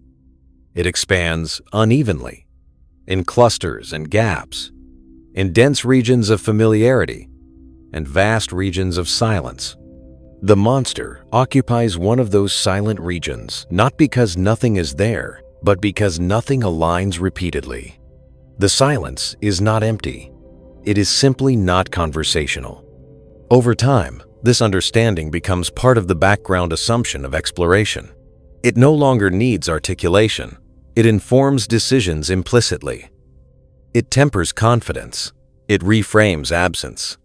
When something is not seen again, the immediate conclusion is no longer error or oversight. It may simply be completion. The monster normalized this possibility by embodying it so precisely. Seen once, never again. At this stage, the phrase has no rhetorical function left. It is no longer a refrain. It is a descriptor, stripped of emphasis. It states exactly what occurred, and nothing more. The event was bounded. The observation was finite. The interaction ended. The record closed. There is a peculiar peace in this closure, though it is not the peace of understanding. It is the peace of alignment, of expectation, finally matching reality. The deep ocean is not a domain that guarantees continuity of access. It is a domain that permits access intermittently, without obligation. The monster's appearance was one such permission, granted briefly and then revoked without explanation. Nothing remains to be recovered from the event. There is no deeper layer to peel back, no hidden variable waiting to be discovered. The encounter has reached its asymptote. Further elaboration would not deepen it. It would only circle it. The most accurate response now is not further inquiry, but acknowledgement of finality. The abyss does not accumulate stories. It accumulates conditions. Under certain conditions, something appeared. Under all subsequent conditions, it did not. This sequence is not tragic. It is descriptive. It tells us exactly what kind of world the deep ocean is, a world where presence does not imply persistence, and where observation does not guarantee return. The monster belongs to that world fully. It does not straddle categories. It does not leave unfinished business. It exists in the record exactly as long as it existed in the overlap with observation. That duration was brief. That brevity was sufficient. And with that sufficiency recognized, the narrative truly ends not in silence, but in equilibrium. When the encounter is finally allowed to rest without the gravitational pull of expectation, it reveals its last and perhaps most difficult implication, that not all contact between humanity and the world is meant to evolve into knowledge, and not all knowledge is meant to evolve into structure. Some contact exists purely as contact. It does not generate lineage. It does not branch into frameworks. It does not ask to be stabilized. It happens, it is registered, and it ends. The deep-sea monster occupies this category with absolute precision. The difficulty lies not in accepting that such events exist, but in accepting that they are sufficient. Human inquiry is driven by continuity, by the promise that observation leads to comprehension, and comprehension to control. The abyss does not participate in this sequence. It tolerates observation but does not accommodate it. It allows comprehension only where scale and alignment permit. Control is not part of the exchange. The monster did not resist control. It rendered control irrelevant. There was nothing to grasp, nothing to hold, nothing to extend. In this sense, the encounter strips exploration of its triumphal language. There is no victory in seeing something once. There is no failure in not seeing it again. There is only proportionality. The deep ocean is proportionally indifferent to the duration of human projects. Expeditions last months. Research programs last decades. The abyss persists on scales that flatten these durations into negligible intervals. Within that flattening, a single appearance and 1,000 appearances differ only slightly. The monster was not rare to the ocean. It was rare to observation. This distinction dissolves the lingering impulse to treat the event as incomplete. Incompleteness implies a missing component that could, in principle, be retrieved. Nothing is missing here. The observation contains everything it will ever contain. The absence that followed is not a deficit. It is the system returning to its baseline state, in which overlap with observation is the exception rather than the rule.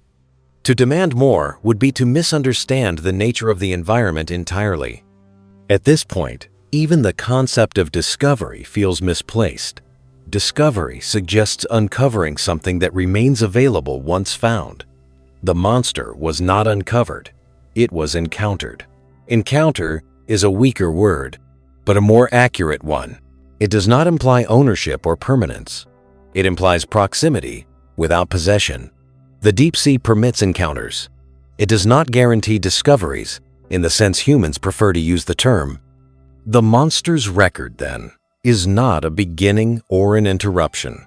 It is a punctuation mark, brief, definitive, and closing. It marks the end of an interaction without opening another. This punctuation is not dramatic. It does not demand attention.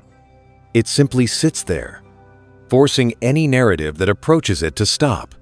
That stopping point is not negotiable. Attempts to move past it produce nothing but repetition of the same boundary. What makes this difficult to internalize is that stopping contradicts the forward momentum built into inquiry. Most knowledge systems are designed to advance, to push past previous limits. The encounter demonstrates a different mode of knowing, one that ends not because it fails, but because it reaches the maximum possible overlap with its subject. This maximum was brief. It was exact. It cannot be extended without leaving the domain of evidence. The deep sea reinforces this lesson constantly, though rarely so cleanly. It is full of processes that cannot be sped up, interactions that cannot be forced, patterns that do not repeat on demand. The monster condensed all of this into a single, undeniable instance. It removed the illusion that patience alone guarantees access. Patience matters, but alignment matters more. And alignment is not something that can be commanded. As this understanding settles, the encounter becomes quieter still. It no longer needs to be referenced explicitly to exert influence. It shapes expectations implicitly. It alters how absence is read, how silence is interpreted, how finality is recognized.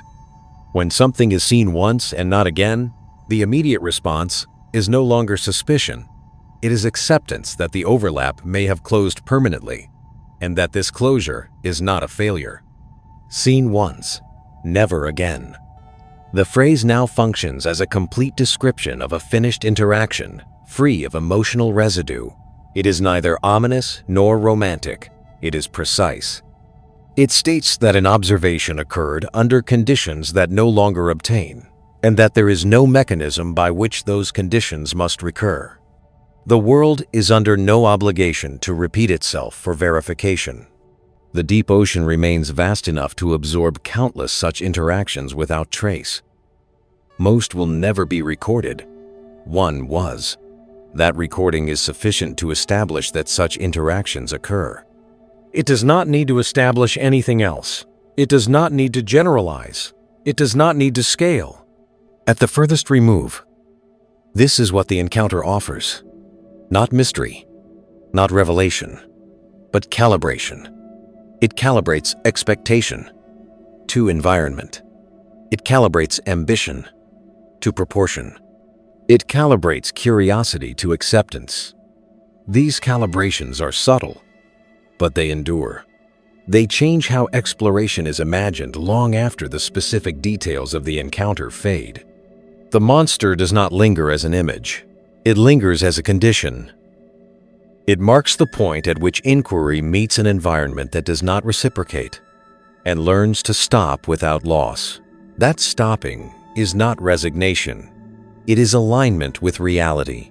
When the encounter is examined from the furthest possible remove, stripped of disciplinary framing, stripped of narrative impulse, stripped even of language designed to make it intelligible, it resolves into a simple asymmetry that cannot be negotiated away. The deep ocean exists continuously. Human observation exists intermittently. Where these two conditions overlap, events may occur. Where they do not, nothing changes. The monster occupied one such overlap.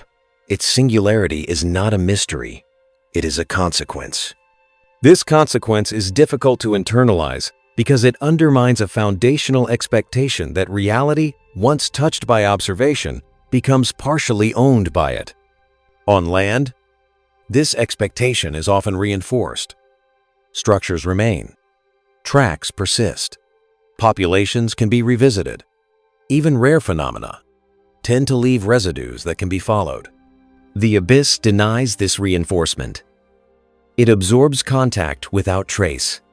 It does not archive its own interactions. It does not remember. The monster was not erased. Erasure implies removal. What occurred was simpler. The overlap ended. The observational window closed. The system returned to its default condition, in which human presence is negligible and detection is improbable.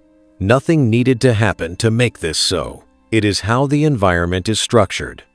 The deep sea is not a place where visibility accumulates. It is a place where visibility flickers. This flicker is not random.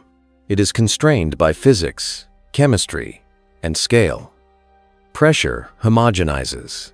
Cold stabilizes. Immensity dilutes coincidence.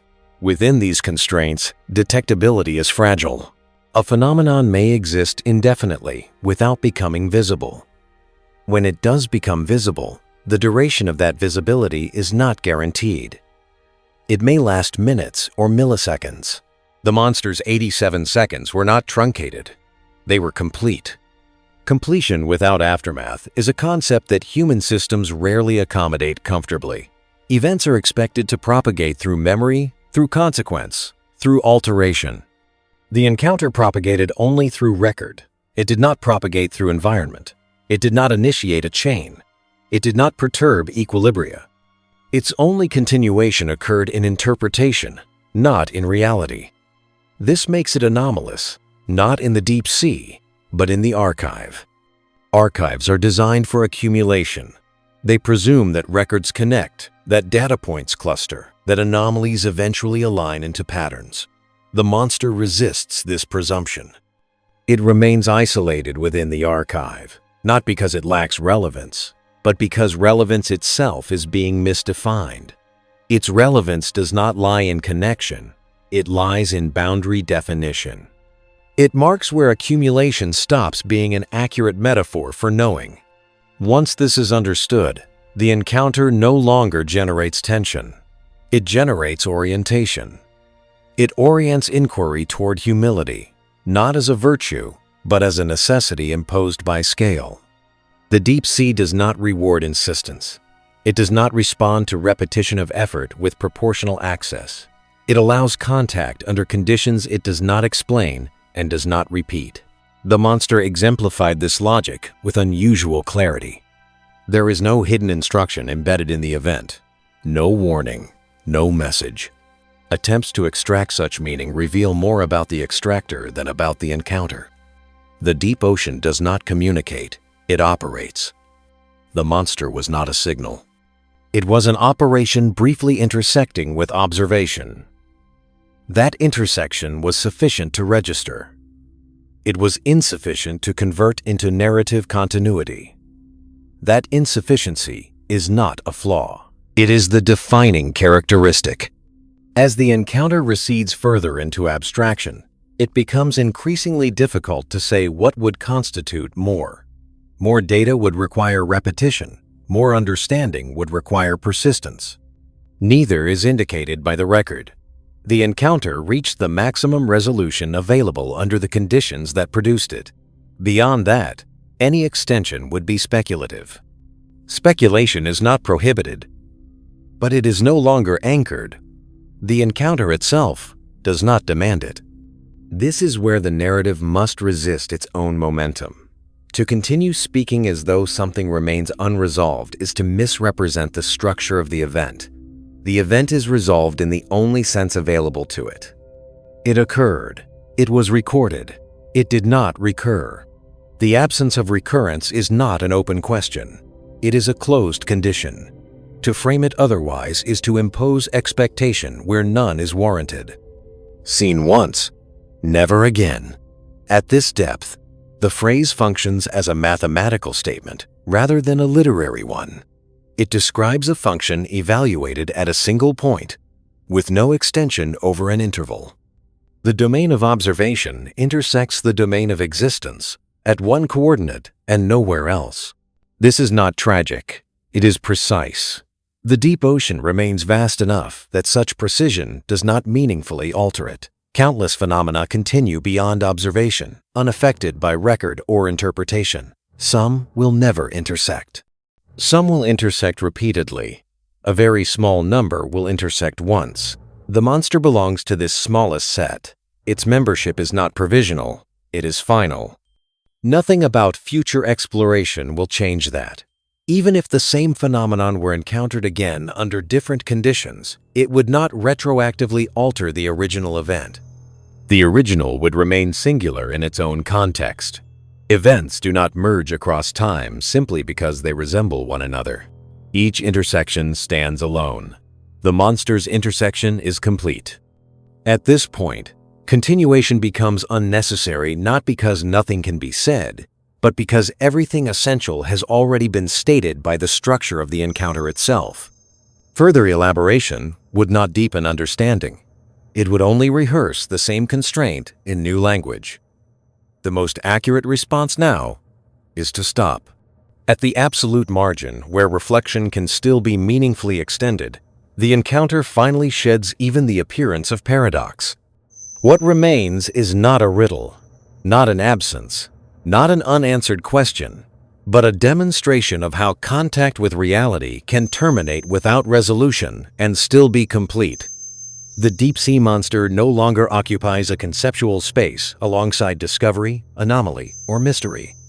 It occupies a quieter category, events that are fully real, yet structurally non-repeatable, not because they are fragile, but because the systems that contain them do not privilege recurrence. The difficulty humans experience with such events arises from a misalignment between narrative expectation and environmental truth. Narratives assume persistence. They assume that what can be seen again, that what can be measured can be remeasured, that what can be known once can be known more deeply later. The abyss rejects these assumptions without argument. It does not contradict them. It simply operates beyond their relevance. The monster did not challenge knowledge. It bypassed its usual pathways entirely. In this bypassing lies the final clarity.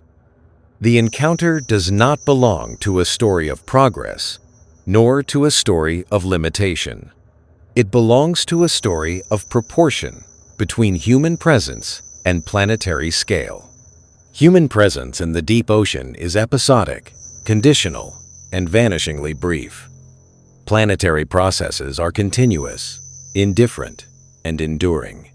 Where these two trajectories intersect, something may appear. That appearance is not obliged to recur. It is not obliged to explain itself.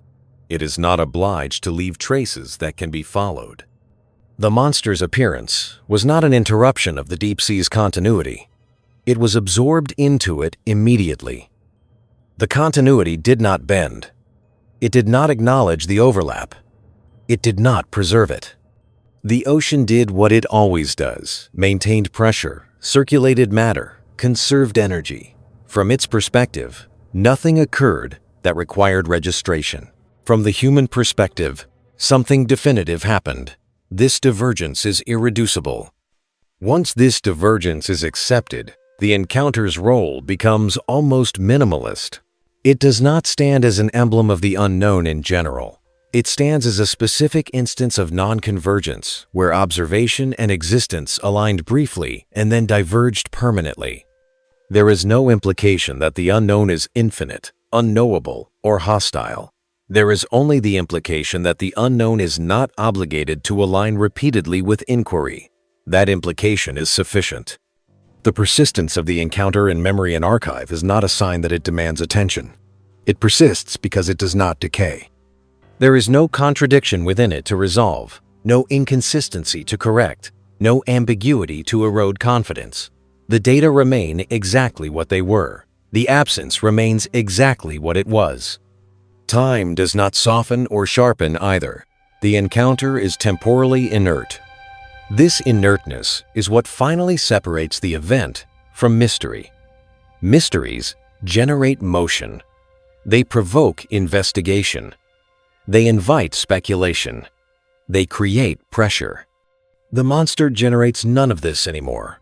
It has passed beyond that phase. It exists as a static feature of the conceptual environment, like a boundary stone marking where one terrain gives way to another. Beyond it, inquiry must operate differently, or not at all. To insist on further continuation would be to misunderstand this function. The encounter does not open a door. It closes one, not forcibly, not dramatically, but definitively. The closure is not a denial of access. It is a recognition that access has already occurred to its fullest extent. The overlap has been exhausted. Nothing remains within it. Seen once, never again. At this point, the phrase no longer describes an event. It describes a state. It names the condition under which certain interactions occur and then end without residue. It is not a warning. It is not a lament. It is a fact of scale. The deep ocean continues to host realities that do not intersect with observation at all. It also hosts realities that intersect repeatedly and become familiar. Between these extremes lies a narrow band of singular intersections. The monster belongs there. It does not need to be elevated, defended, or resolved. Its existence in the record is enough to establish that such intersections occur. Nothing follows from this except a recalibration of expectation. Exploration does not guarantee convergence. Observation does not guarantee continuity. Knowledge does not guarantee closure. These are not failures of method. They are properties of the systems being engaged. The deep sea makes this explicit by its indifference. The narrative cannot meaningfully proceed beyond this point without betraying the structure of the encounter. To add more would be to pretend that something remains unfinished. Nothing does. The encounter concluded exactly where it should have at the moment alignment ended. The ocean remains. The record remains.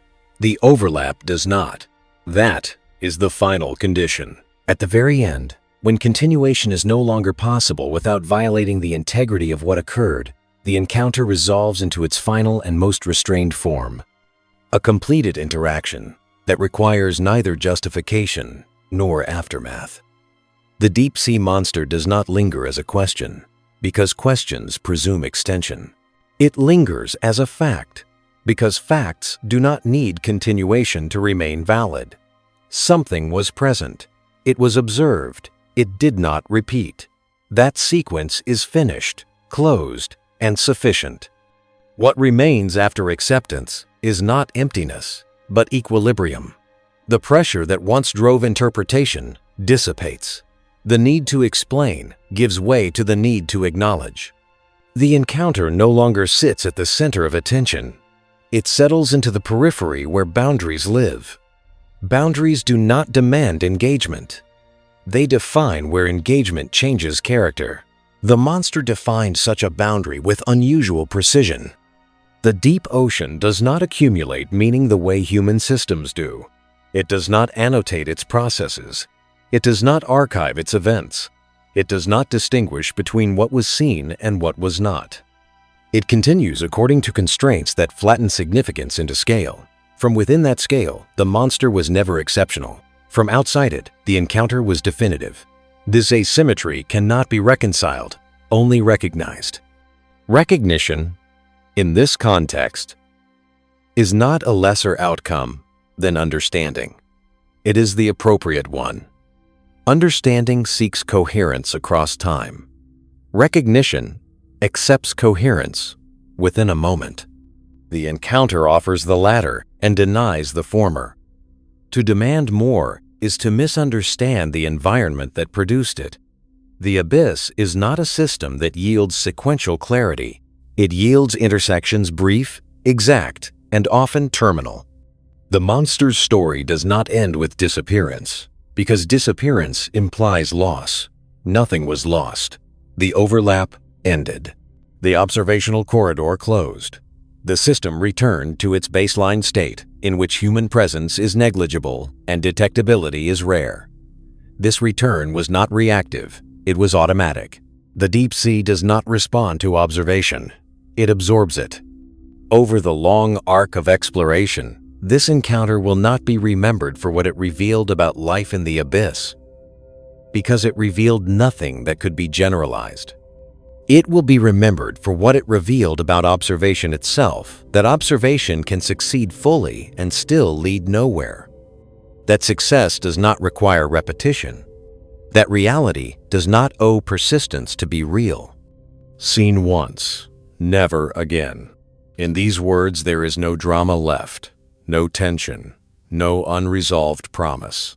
They state a condition that has already been fulfilled. They describe an event that has completed its role in the only way available to it. The deep-sea monster was not a beginning. It was not a midpoint. It was not a failure. It was a finished intersection between human inquiry and a system vast enough to remain unchanged by it. Every single day. The ocean continues. Pressure holds. Darkness persists. Countless configurations of matter and energy unfold beyond observation, indifferent to record and interpretation. Most will never be seen. A few will be seen many times. Thank you so much for watching. One was seen once. That is not a gap in knowledge. It is a property of the world.